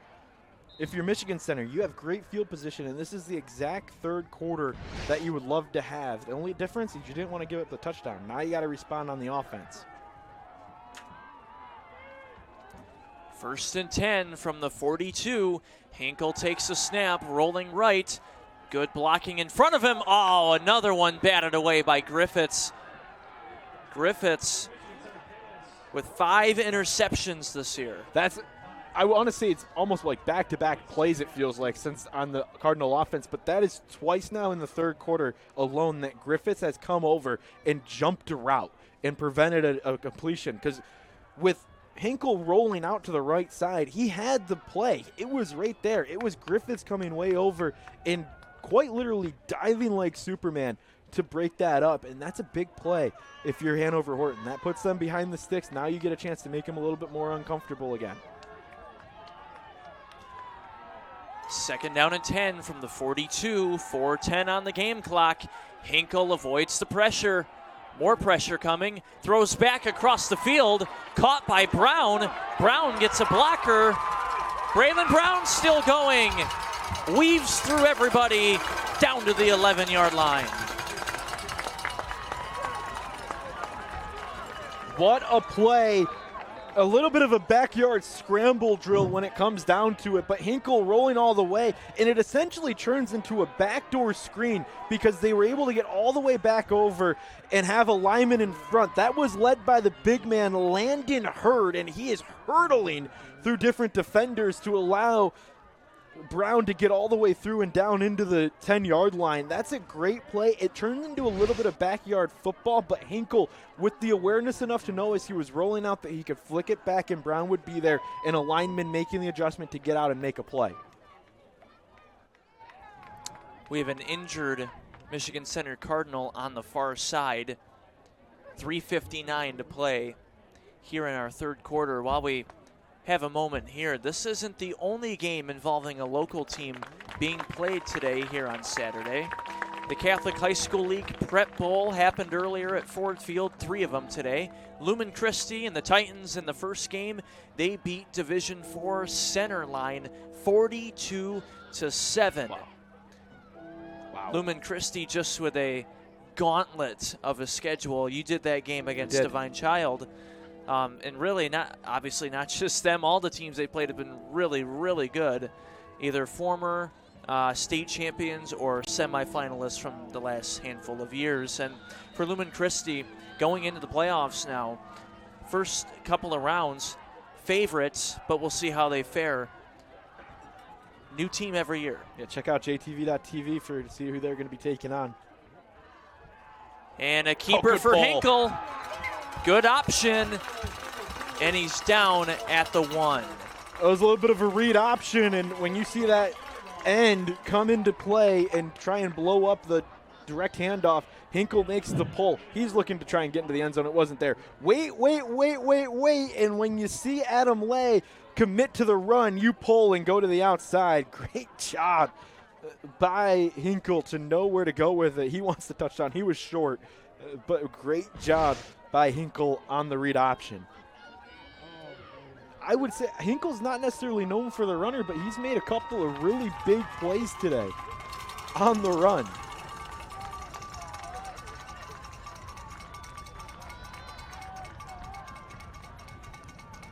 Second down now from the 1. Hinkle with a keeper. Touchdown, Michigan Center. And we are tied. There's a flag. There's some laundry. Hold on a second. See the replay here. This was I think this flag is going to be on Michigan Center. No, they got it at the try point. This is going to be on Hanover.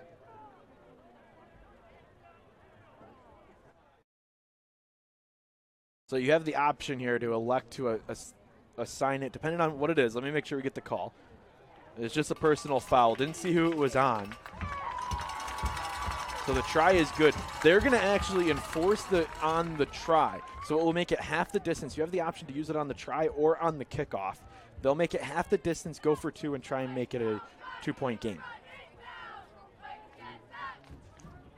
And with how easy Hinkle was able to get into the end zone on the previous play, that's part of the reason why you're electing to go for a sure 2 with half the distance.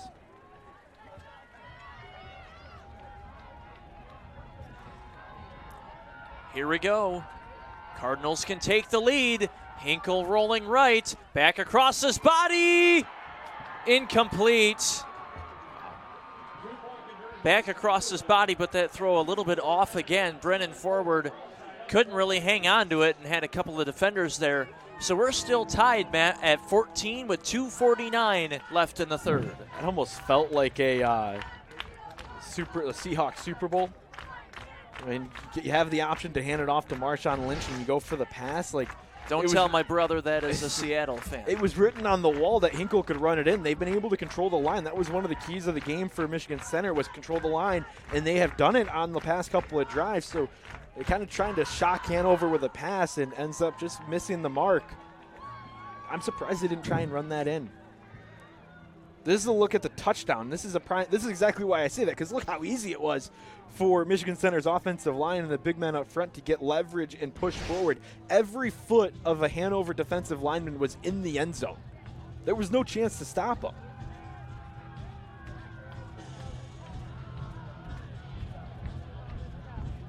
Hanover-Horton going to get this one back. Now in a perfect world for that kind of offense or any sort of T formation, you want to get 4 to 5 yards at a time.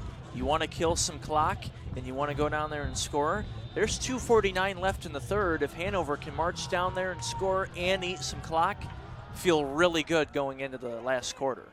Booch kick.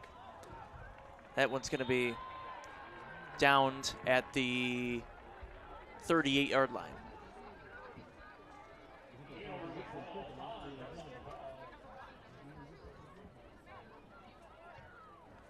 Well, here you go.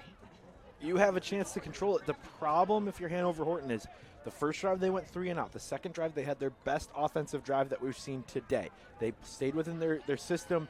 They didn't break. Now can you replicate that on back-to-back drives? That's been the challenge for both teams. This Michigan Center defense, they don't give an inch a whole lot, so you got to take advantage now.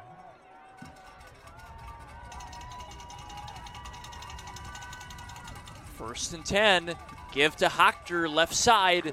Nothing going there. Maybe a loss of a yard or two. The first play of the drive can often tell you how the rest of the drive is going to go for a wing T. And if they can't push forward on that first down play, and you now behind the sticks, now you really have to work, and now it makes you more predictable to Michigan Center. Now they can bring in the right personnel. They can get into the right front. They can trust their backers to see the gap and go through it.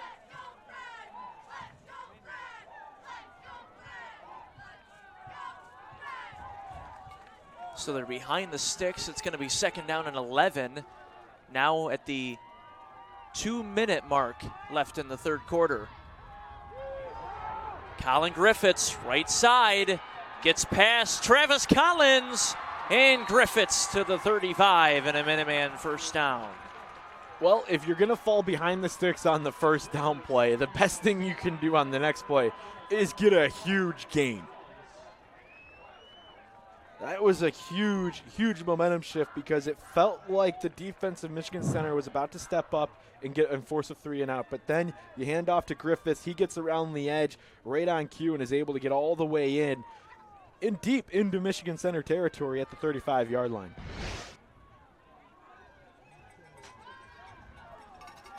First and 10 now from the 35. J.J. Russ in motion. Give to Lucas Nadell right up the gut. Nothing there. I tried to go right back up the middle. Michigan Center was kind of anticipating it. They've been getting bodies right in front, right on top of that ball. They put they're the offensive lineman and Landon Hurd right there. It's hard to get by him at any given moment.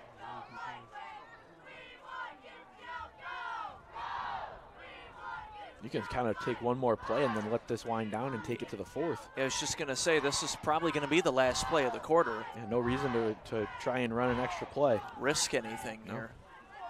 Now, if you can get forward and make it 3rd and manageable, you'll feel even better about it.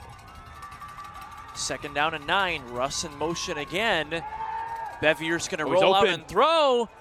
The man was open. Oh, incomplete. Travis Collins was there on the defense. A.J. Fielder had to come back for that one.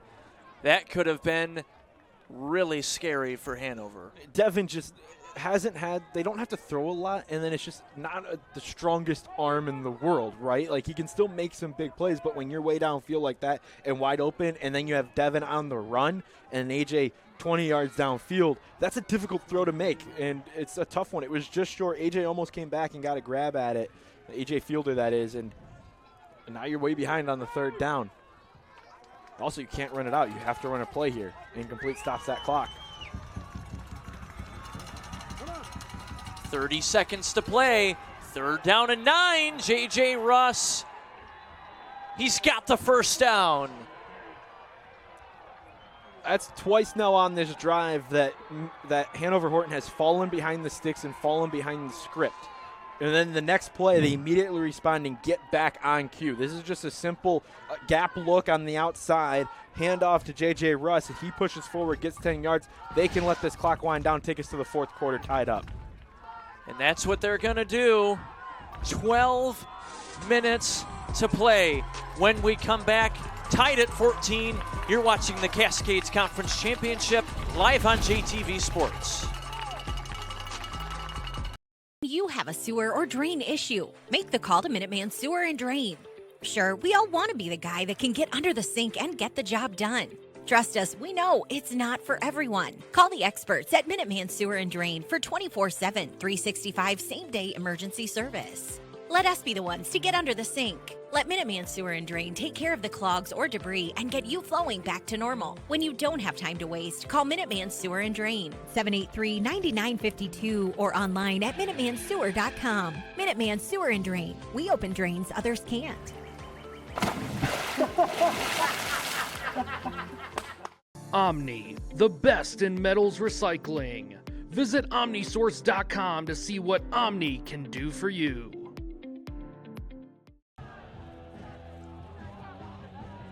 Thank you to our longtime partner, Alrose Steel, helping us bring you high school football all season long on JTV. Welcome back to Michigan Center High School. David Rice, Matt Kibbe, Max Fritz with you. JTV celebrating 25 years this weekend, and this has been a heck of a game, just adding on to it. Can't ask for much better than a tied game going into the fourth quarter. 12 minutes to play. The Comets looking for their first ever league title. Michigan Center looking to get back to the top of the mountain. Hanover joined the Cascade back in 1960, to put into perspective. 1st and 10 for Bevier and the Comets. Up the middle with Russ, maybe a yard.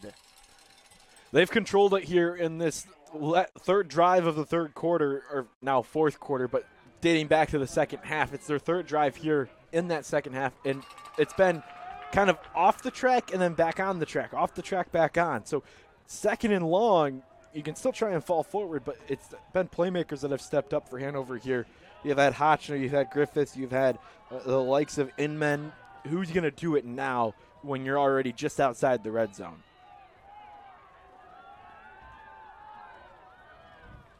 Second down and 9. Here's the snap from the 23. Hochter right side, reverse sweep. Hochter might have slipped there. Nonetheless, it's going to be about 3rd and 4 coming up. Very manageable for them. Yeah, there was a couple slips, and that's the player that's down right now. That's Chris Fox, 55. That's a bad one to see go down. He was on the edge. You can kind of see it here. They handed off to Hotchner, 55 in red, right on the edge. He loses a tire somewhere, and that was allowed Hotchner to get around the edge and get a couple more yards to make it 3rd and about 4. That's nuts. The one person on the Michigan Center defense that you don't want to see go down is 55 in red. Cascades Defensive Player of the Year for this year. 53 tackles coming into today's contest. So no matter what, he's feeling it right now, but no matter what, he's going to have to come off the field for a play because the trainer had to come out, even if he comes off on his own power. So you're going to lose the Defensive Player of the Year for arguably one of the biggest third downs of the year. And you might lose him for more. So now that edge has to be sealed off by Holden Dean, I think, was one of the guys that came running in. And then Landon Hurd. One of the biggest plays of the year for both teams right here. 3rd down and 4. Give left side. Griffiths is tripped up. Brennan forward with the tackle. What a read from number 1 in red. Brennan forward off the edge, coming from that deep safety position, sees it going to the outside, and immediately drops down and cuts off the legs of the runner, actually for a loss. Look at this on our JTV replay. Bringing it to the outside was Griffiths, and here comes Brennan. I'm going to take your knees out while I'm at it, and you're going to go down for a loss. 4th down decision time for Hanover-Horton. How do you want to approach a 4th down play? Yeah, you're deep into Cardinals territory. You're at the 21-yard line, but it's 4th down and 7. You're going to pull out one of the few pass plays that you have? We'll see. Coming into today, they've only thrown it 21 times. Hochter on the right side. He's going to get the first down. Oh, that's going to be close. At first, it didn't look like he had the angle. No, he's short. He stepped out a yard before the marker.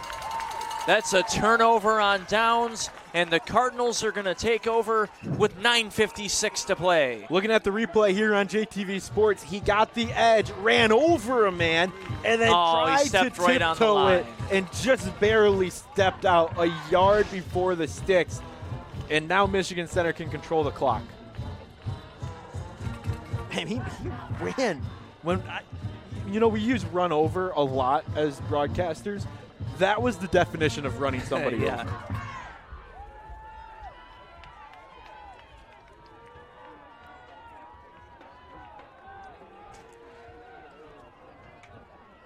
Michigan Center, game's in their hands now. Passes bobbled by forward. The ball is out. They're going to call that incomplete pass. That's the right call. Wow, that was close. Had he would have taken another step or two or had clear control, then it would have been a fumble. That's the key part of that play, is that he didn't have full control of it, was never able to make a true football move on that motion. Brennan forward, put a plant foot down, and then lost it. It was not in the motion of a football play. Hanover would love to have that call, but that's the right call by the officials. A little bit delayed, I will say, on the call, kind of built up the theater of it. I don't want to see that a whole lot, but good call there by the officials. Second down and 10. Either way, a positive play there for the Comets. Yeah, huge play. Hinkle looking, throws it up, one-on-one. Oh, just too far out for Travis Collins. He had to lay out anyway, so you weren't going to get any extra yardage on it in a streak into the end zone. But Hinkle, we've seen him a couple times on those deep balls just have a little bit too much on him and didn't put enough air underneath it. It was quite literally a yard off of his fingertips for Collins. It's just a miss. Those are just, you look back at a couple of these plays, it's just missed. What if? All that, and trying to figure out where you can go. Now you're at 3rd and 10. You need a first down. You don't want to just give it right back to Hanover-Horton and give them the momentum of a 3 and out. Still 9:43 on the clock. 2 Didn't waste a lot of incompletions. it, yeah. 3rd down from the 15. Fake the pitch. Nobody's Hinkle looking for Brown. He's got him, but a defender behind him. Nice stop for the Comets. 3 plays in a row, taking care of business. There wasn't enough level there. You had Brown and then you had forward, but there was nobody in that third level for Hinkle to look to, and with forward covered up, he had to just go to the quick screen in front of him, and he had to kind of fade it over or blop it over the defender, and it's still 4th down, so now you have to punt it away. And I don't know if you're in a spot where you can confidently call for a fake. I think you have to give it back to Hanover. No way can you risk it No. here. Yeah, you're not close enough either, so. Hinkle with a football looking weird in the air there on the return. A pack of Cardinals bringing him down there. 8:51 on the clock, and the Comets have the ball back, and the game's now in their hands. They have great field position here. You're going to start at the opponent 48. This is exactly where you want to be if you're Hanover. You can trust your defense here. As the fall sports season continues, Community Choice Credit Union wishes good luck to all Jackson area football teams in the postseason and high school athletes. Visit communitychoice.com to learn more.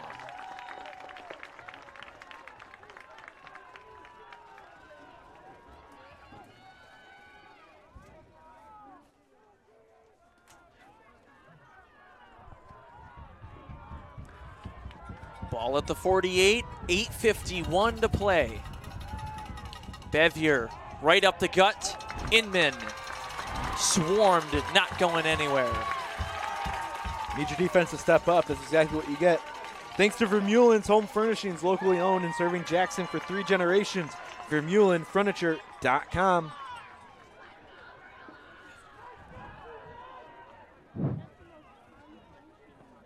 Look at this. It was right up the middle. They've tried to go to Inman a couple of times, and that Michigan Center line and linebacker core did a good job to step up. Credit there. That's the linebacker and Braden Viriel.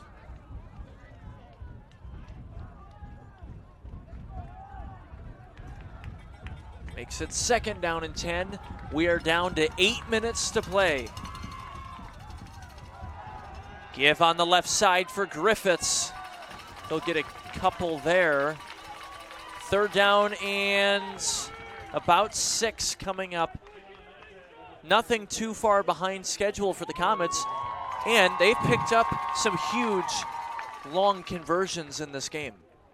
This is you don't want to be in this spot, but you're okay with being in this spot if you're Hanover. Especially, you're in no man's land, so you have 2 downs to get 6 yards. So what do you want to go with? Do you want to throw the dive up and try and fall forward and make it 4th and super manageable, or do you want to try and get that first down now? We'll see what they draw up here. On 3rd down, Hochter right side. Hochter gets the edge. Hochter gets the first down and more. Austin Hochter past everybody.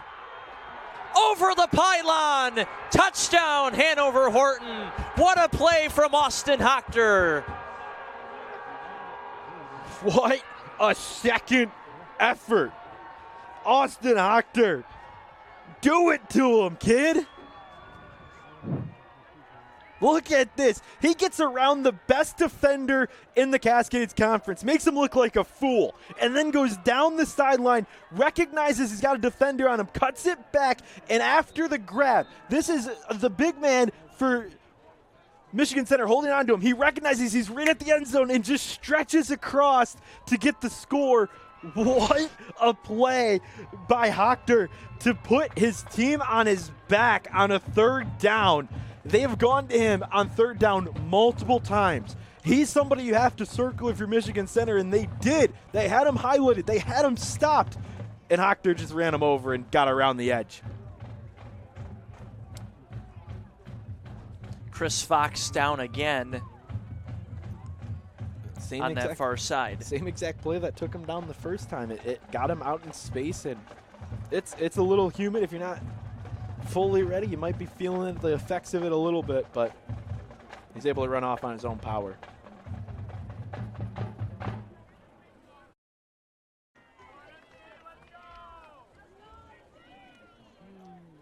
Wow, what a play. What a momentum shift. What a game. Yeah. You cannot ask for much better here in the Cascade Conference. That's a play that if you've never won a Cascade Conference championship in program history, that is the type of play you need. Yeah, yep.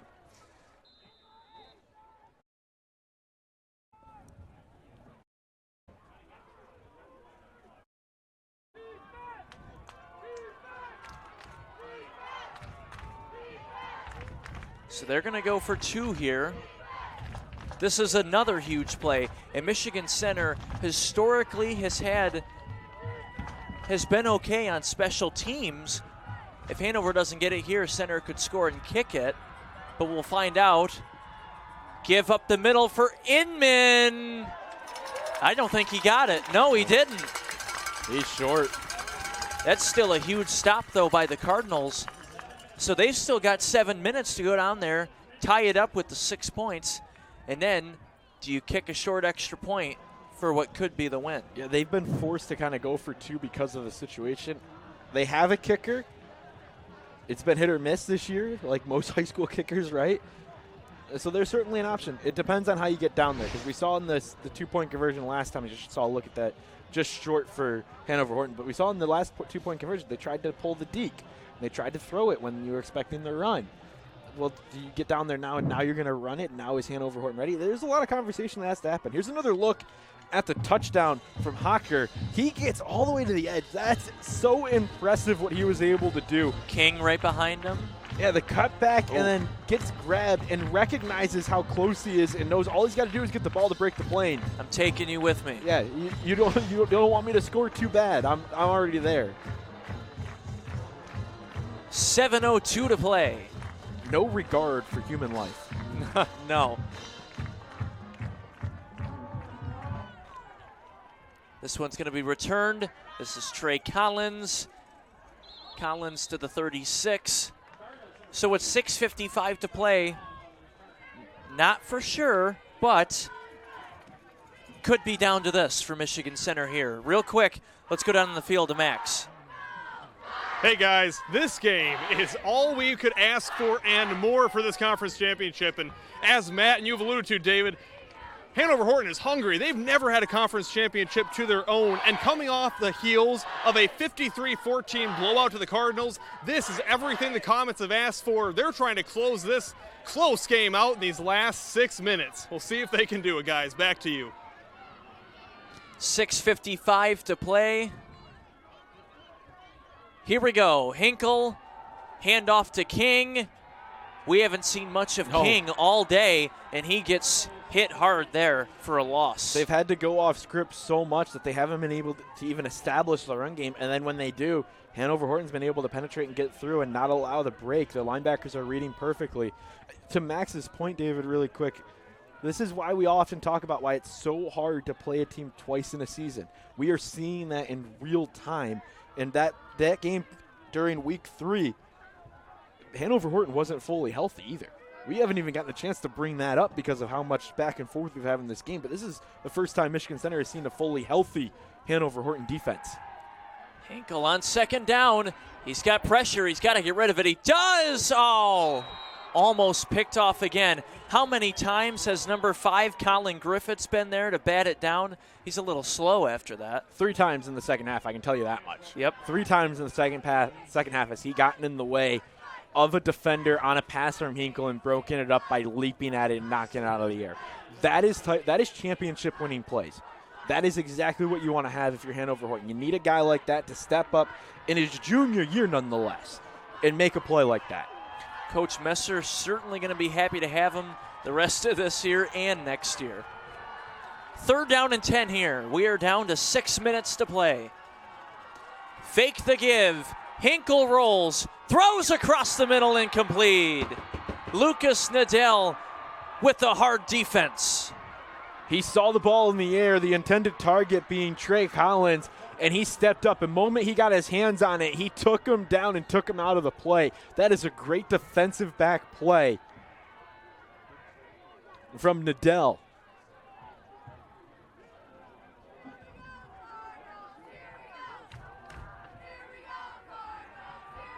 Hanover starting to feel it over on that sideline. Student section in their crowd starting to get into it. This could be the game here, David. 6 minutes and a wing T offense on the other side. We'll see. 4th down and 10.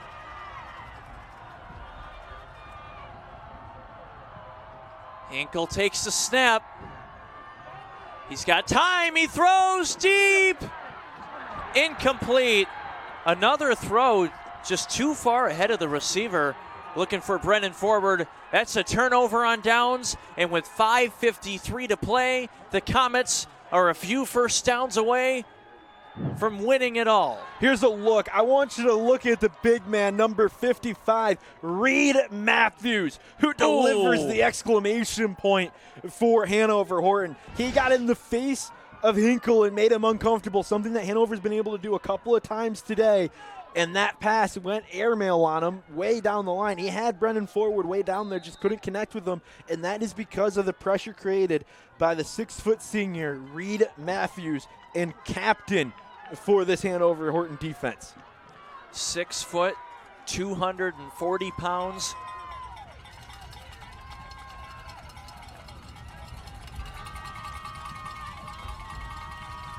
Bevier and the Comets back out here. Griffiths stretch to the left side. Pickup of maybe a yard. So remember, too, play clock is 40 seconds. Yep. After every play, 40 seconds. This is going to be almost identical right up to about 5 minutes left on this snap. Now when the back judge puts his hand up, 10 seconds. Yep. And then he'll count it off. Yep. And so I won't even think Hanover-Horton will get under center until that hand goes up. Yeah, and if you're Michigan Center, you still have all your timeouts.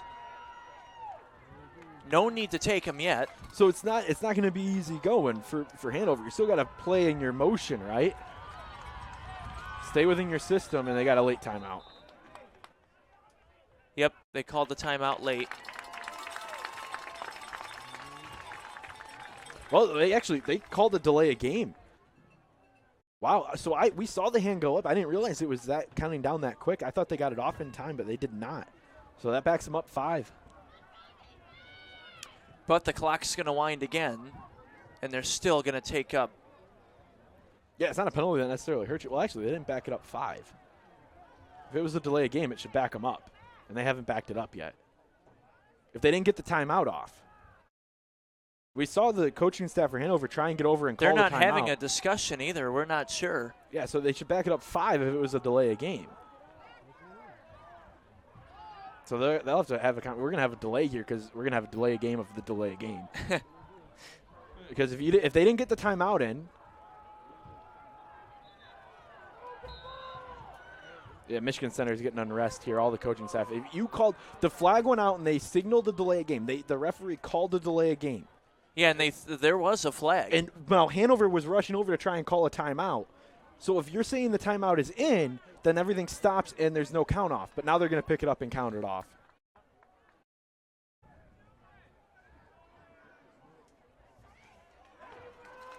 They'll back it off. That's based on everything that happened. That is exactly what they called and what they went with. I don't know why there was so much confusion about that. And they're going to reset the clock to 5:06. Yeah, got a cameraman there. We're right on it. There you go. They got to slow them down. They're still not set. Hanover's ready to go. They got to slow everything down. They got to get the officials set back in their positions, and now we're good.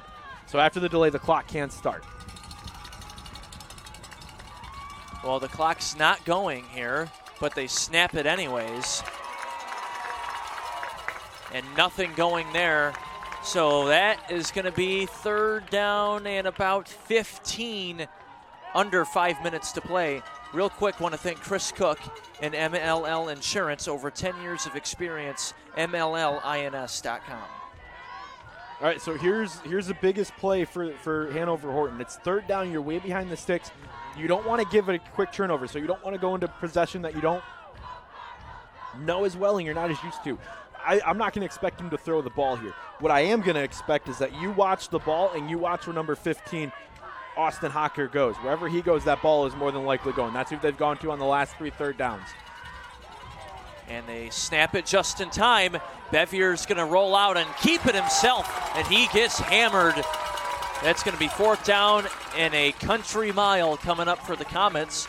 But they're going to, well, we have a timeout here. Michigan Center is going to call one. I'm actually surprised they didn't throw a flag on Chris Fox there on the far side. When he came down on top of the defender, on top of Bevier, he gave an extra shove, so I'm surprised they let that one slide. And there's an official right there to see it. There's 2 officials there. Watch this on the last play. This is a big no call because Chris Fox gets a huge tackle, and he's the defensive player of the year for a reason. But watch as he's coming up on top of the quarterback. Right there, he has that extra shove into the ground. That's supposed to be a penalty for unsportsmanlike conduct. They don't call it, and now if you're Hanover-Horton, you don't get the 1st down. It stays 4th down, and if you're Hanover, I know you're at the 48 on the plus side of the 48. You have to punt. I'd make it as difficult as possible on Michigan Center to drive the length of the field with you only up by a touchdown. I would try and pin them deep. Have your punter, whoever it is, kick it to a corner and get them as deep into their own territory as you possibly can. They have to travel the length of the field here. And I got to imagine that's why Coach Messer at first wasn't in this huddle for this timeout.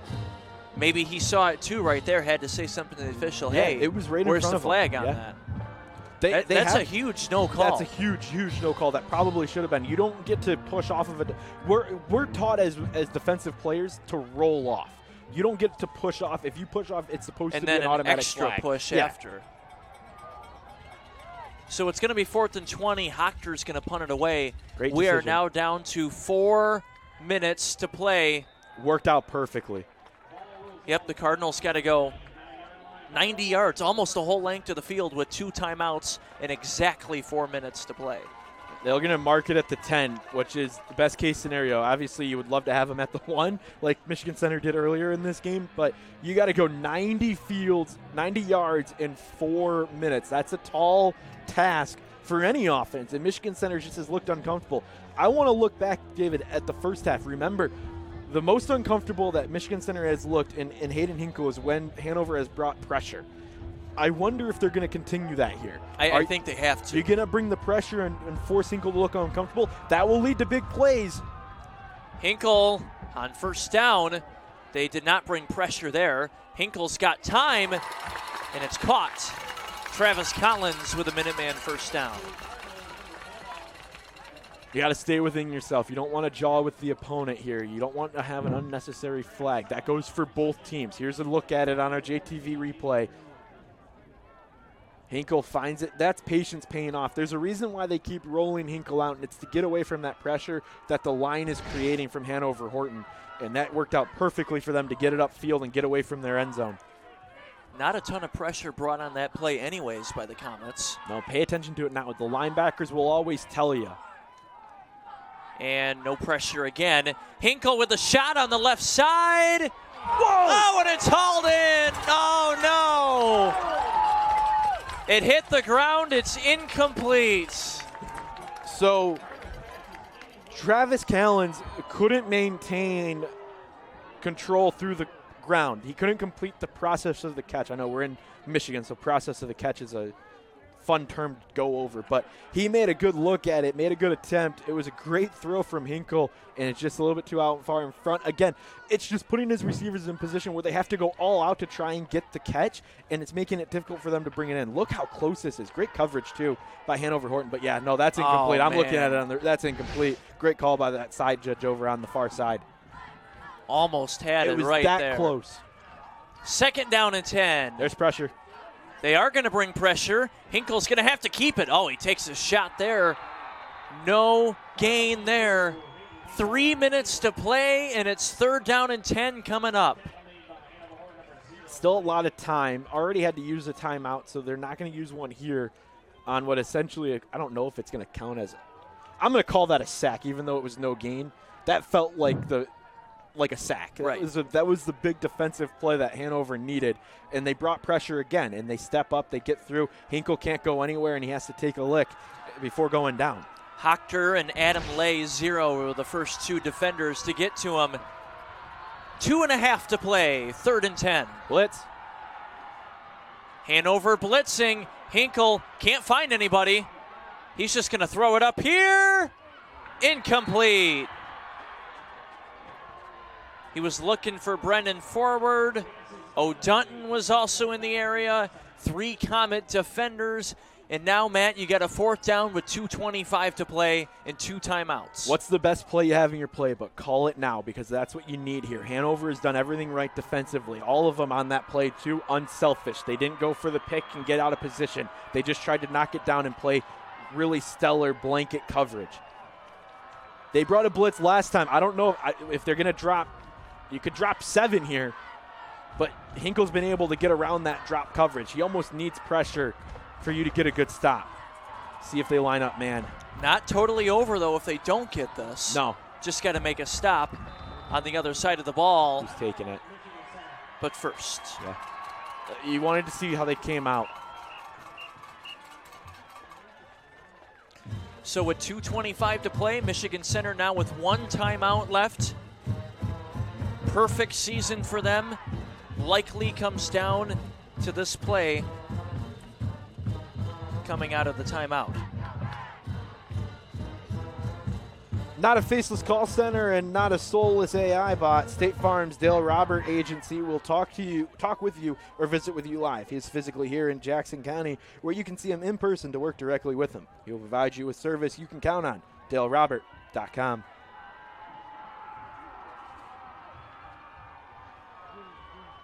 That timeout was to get a look and see what Hanover was going to line up in.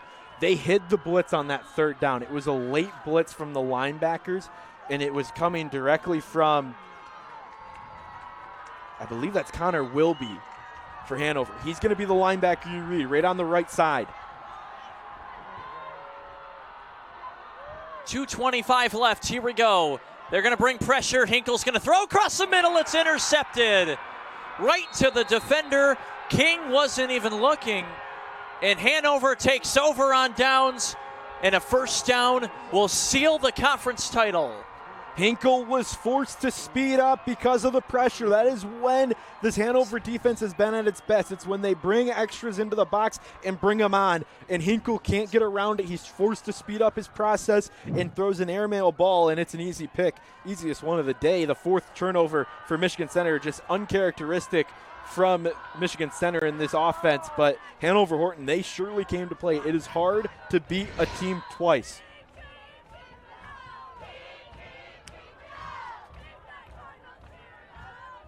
So one more first down for the Comets and only one timeout left for Michigan Center. Will put this game to bed.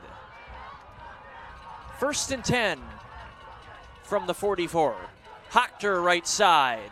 Best person to give it to. On first down, he's got the first down, and that will do it. See if Troy Allen wants to use his timeout.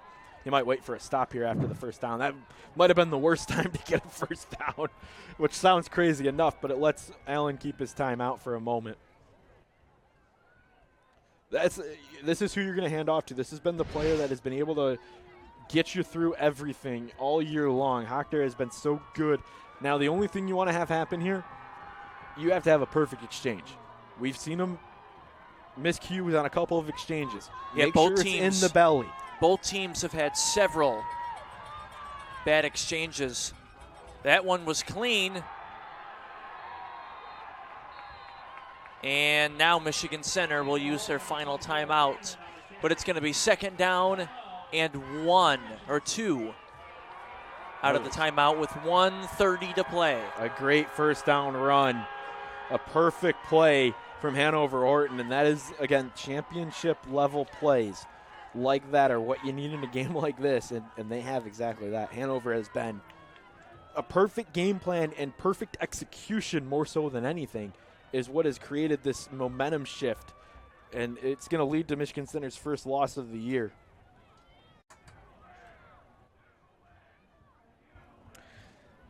Also want to thank Jessica Villarreal from 5-Star Real Estate. If you're looking to buy or sell a home, trusted, respected, recommended. Jessica Villarreal, 5-Star Real Estate.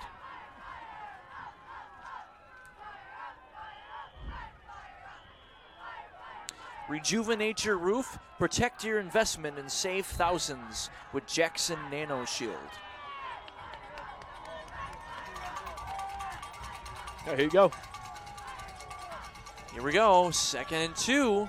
Hochter again, right side. He's got the angle, and he's got the first down, but we do have a flag in the backfield. This could be a holding penalty that comes back. This actually might be to the benefit of Michigan Center. It's a clear hold. It was an obvious hold on the edge. Chris Fox got held, so it's going to make it 2nd down and long. Clock stops on the offensive penalty, and you get a free timeout if you're Michigan Center.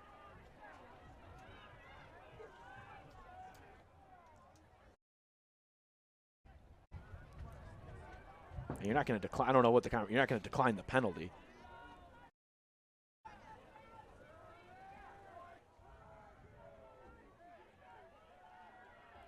They haven't moved the marker back yet.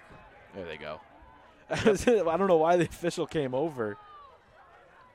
So 10 yards penalty, but more importantly than anything, stops the clock.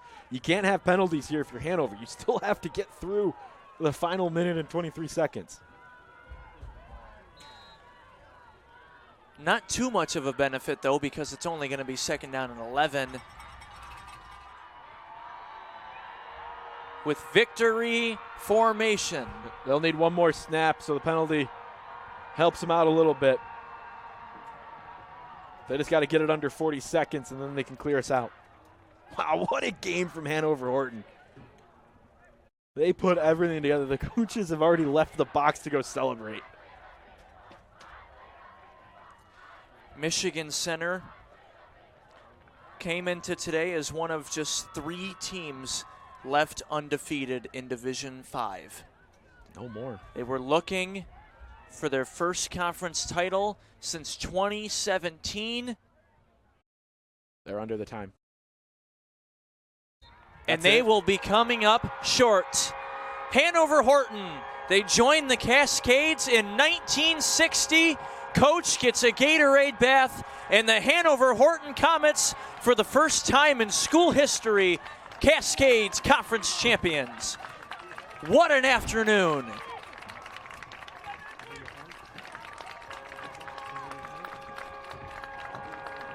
(20-14).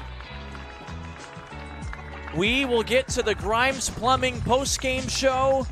Max will talk with the winning coach coming up next.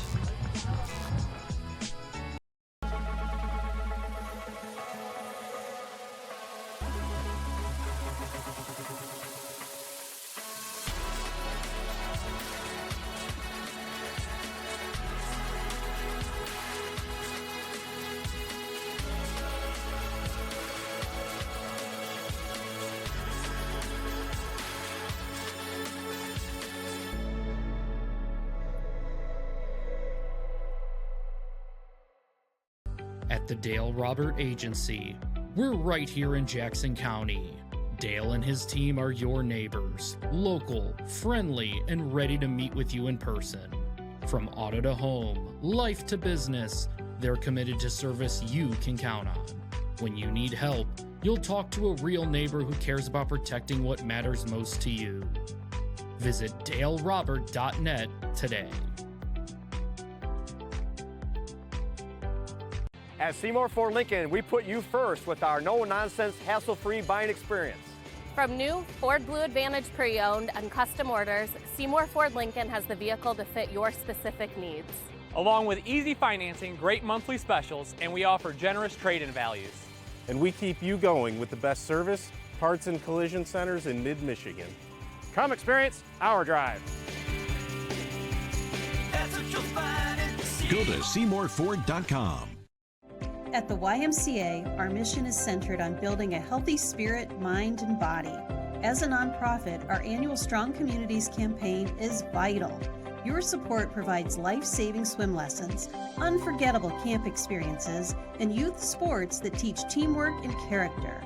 It also makes possible programs like Rocksteady Boxing for those living with Parkinson's disease.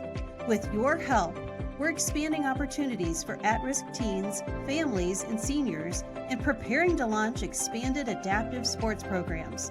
Every gift directly impacts lives here in our community. Together, let's create a healthier, more connected future for everyone. The YMCA, for a better us. I'm attorney Mark Bernstein.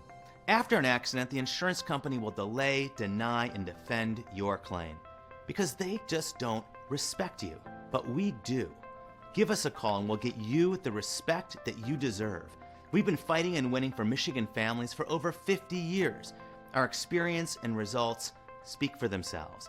Get the Bernstein advantage and get respect. Call 1-800-CALL-SAM or visit callsam.com today. True Community Credit Union is proud to be part of your community.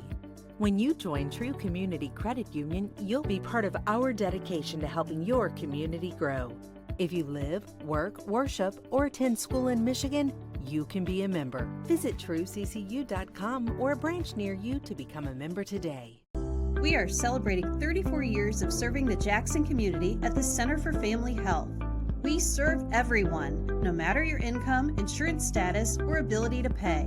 The Center for Family Health offers services in primary care, women's health, pediatrics, behavioral health, nutrition counseling, group prenatal care, insurance enrollment services, on-site pharmacy, 4 school health centers, and drive-through dental services. Walk-in clinic open 7 days a week. Schedule your appointment with us today. Visit centerforfamilyhealth.org or call 517-748-5500.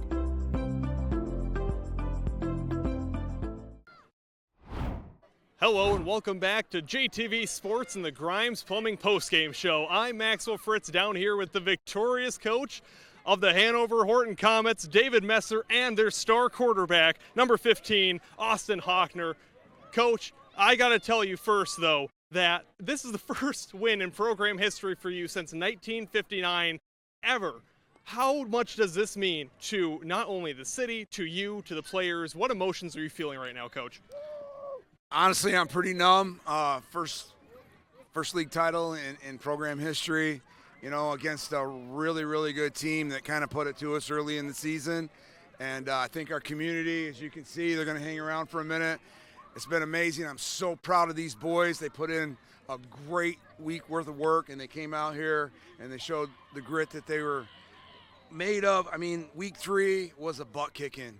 And, you've seen the product they took out there today. Amazing. Couldn't be more proud of these guys. Well, Coach, your confidence was infectious from the start of the game. When I came down here with David and Matt coming down here to talk to you pregame, I could tell just right then that this was going to be a competitive game because your confidence, your belief in your boys, your team, everything you stand for was paramount at the start of this game. How much do you think that confidence helped the team come back and, I don't want to say it's an upset, but come back and pull off this amazing win against a team that was favored? I believe most people would say this was an upset. If we keep it real. I'm a confident guy, but, I've been here for 4 years now, and we had a couple of rough first years. And, we kept talking about what we wanted our core values to be, and toughness was one of them. Confidence was another. That's a heck of a football team that we beat tonight. But I do have to say, I do feel like we came out there today and we were the most physical team, which in my opinion makes us the most physical team in the Cascades Conference this year. And that's what we've been talking about since the first day I touched down in Hanover-Horton, was we're going to be the most physical team in the Cascades. And them boys did that tonight. One more question to you, Coach, before we get to your star running back. Coach, your defense was lights out. And you talked to us before the game about the first game that you played against MC. You had some injuries. You had to shift some people around. It seems like everyone is right where they need to be, especially your DBs. Lucas Nadell, Colin Griffiths, J.J. Russ, all massive pass breakups, game-sealing interception by Russ. How much were they beneficial today? Oh, those two, J.J. and J.J. and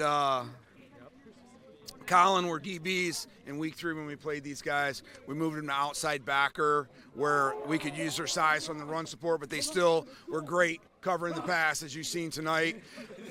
Lucas Nadell played a physical game from a safety spot.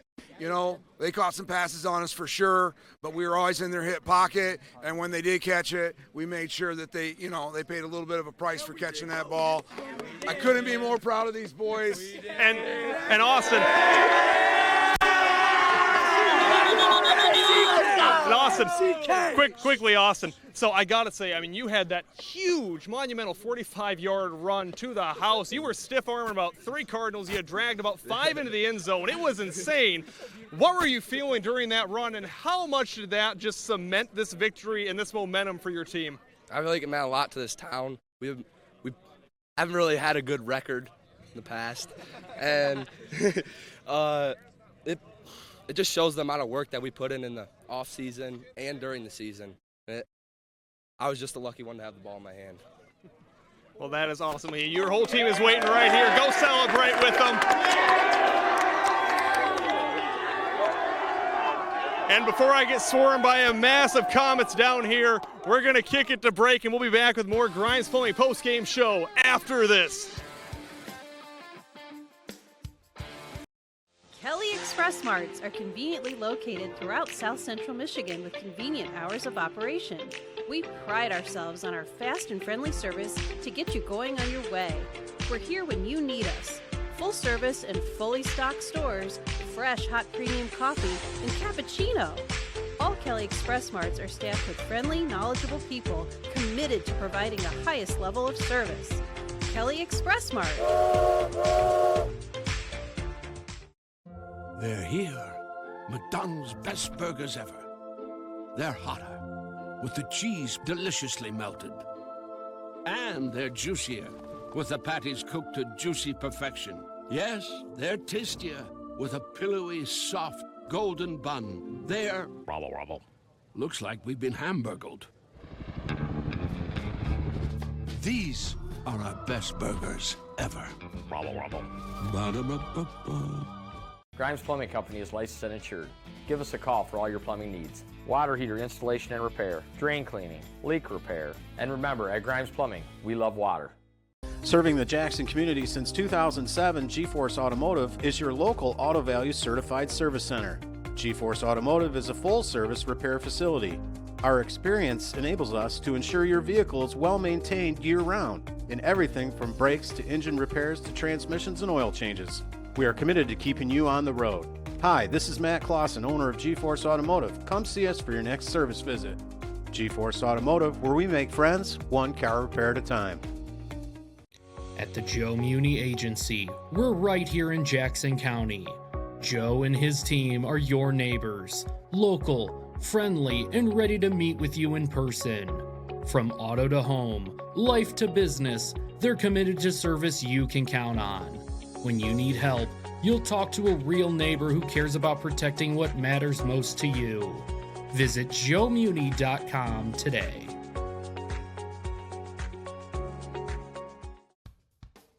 You never think about a good tow truck service until you really need one. Jimmy's Towing and Auto Repair in Jackson will be there for you in a flash. Our technologically advanced GPS software enables us to pinpoint your location and dispatch the closest truck to assist you in no time. Jimmy's has the largest towing and rescue truck fleet in the area, and we have the right equipment for any towing need. When you need help in a flash, call Jimmy's. Jimmy's Towing and Repair in Jackson. Welcome back to the Grimes Plumbing postgame show on JTV. Hanover-Horton 20-14 here at Michigan Center High School. First ever Cascades Conference title for Coach Messer and the Comets in program history. David Rice, Matt Kibbe with you. Thanks to Max Fritz, and thank you to Mark Konopacki, M&K Jetting and Televising, Minuteman Sewer and Drain for their support all season long and so much that he does for the community. So thank you to Mark and M&K and Minuteman Sewer and Drain.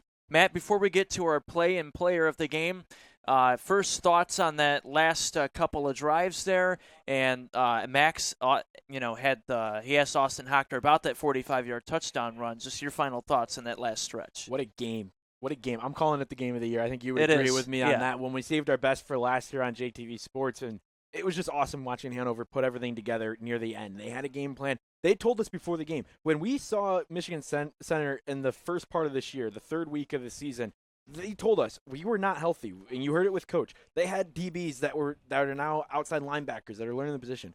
It showed today. They had their best defense available. And that's where this game is won. The game is won on the defensive side of the ball, and that's what they had. They played their best. They played lights out, and they made it really difficult for Michigan Center to get comfortable in their offense that they've been able to thrive in all year long. So really good job by the coaching staff and a really good job by the players to execute. Let's get into our Bailey Excavating play of the game, and we could have picked several different plays really from both teams, but that interception at the end by Griffiths, our play of the game. It will make sense on why this is truly the play of the game in a moment here, but it was the sealer. It was the reason that this game was able to be put on ice, and when you go up, it was an errant throw. Now, we give credit for the interception, but this was caused by the defensive line creating pressure and forcing Hinkle to get uncomfortable and make a bad throw. So really good job. That's like almost like you hear the term coverage sack. That's a coverage interception or a defensive line interception. Bailey Excavating serving Jackson for over 50 years, and today's Tri-County Water player of the game. Yeah, it's Hockner. There's nobody else. This is exactly who you want, and this is why we didn't make his 45-yard run the play of the game, because he was going to get player of the game anyway from Tri-County Water. He just made Michigan Center. He put him in a blender a couple of times and just made him look ridiculous, and it was just a sort of toughness that you don't usually see from a high schooler at any level, and this is the type of play that you have to have when you haven't won a conference championship as a program. If you can find that, and you can find that guy, Hockner, he's got a couple of nails loose. I would say he was willing to run through anybody, but it was incredible to watch, and you have to have a guy like that. You have to have a wrestler on your team that's willing to put his body on the line and force his way into the end zone.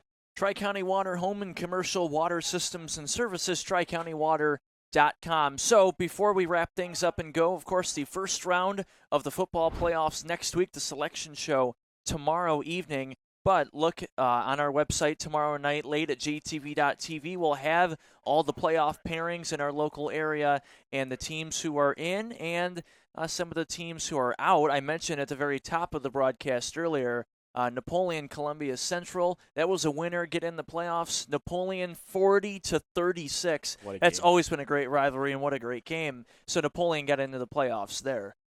That's exactly right. That's what we've been seeing from the Cascade Conference all season long, is just quality game after quality game. Absolutely. Taking a look at some of the other teams that are in the postseason, of course, in Division 5, Michigan Center, tough loss for them today, wanted to get the conference title, but they're still 8-1.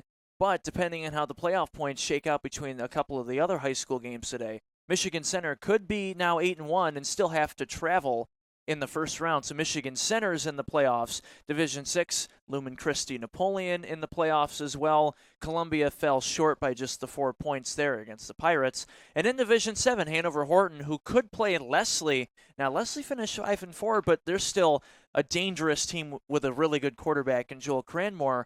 So Hanover, Leslie, Jonesville in the playoffs as well. Manchester in the playoffs, Springport in the playoffs, and Concord just falling short in the 8-man playoffs, but a great season for them at 6-3. They have had a couple of historic players as well, so going to be a fun postseason. It's going to shake up, and wherever the cards fall, it's going to be put on your best suit, get your pads, lace them up, tighten the straps, and go play football, because it's going to be gridiron-type football in these playoffs. It always is, and when you get that Friday night, in November, right? Well, I don't think it'll be November at that point. It'll be the 31st of October. But when you're feeling and you're playing November ball, you got to be ready to go. And these teams that are going to be in that playoffs, I would say they are battle-tested at the core because of what they've been able to play here in Jackson County and the surrounding areas, that you're going to see some guys get a chance to make some landfall and at least get to the round 2, round 3, and maybe beyond.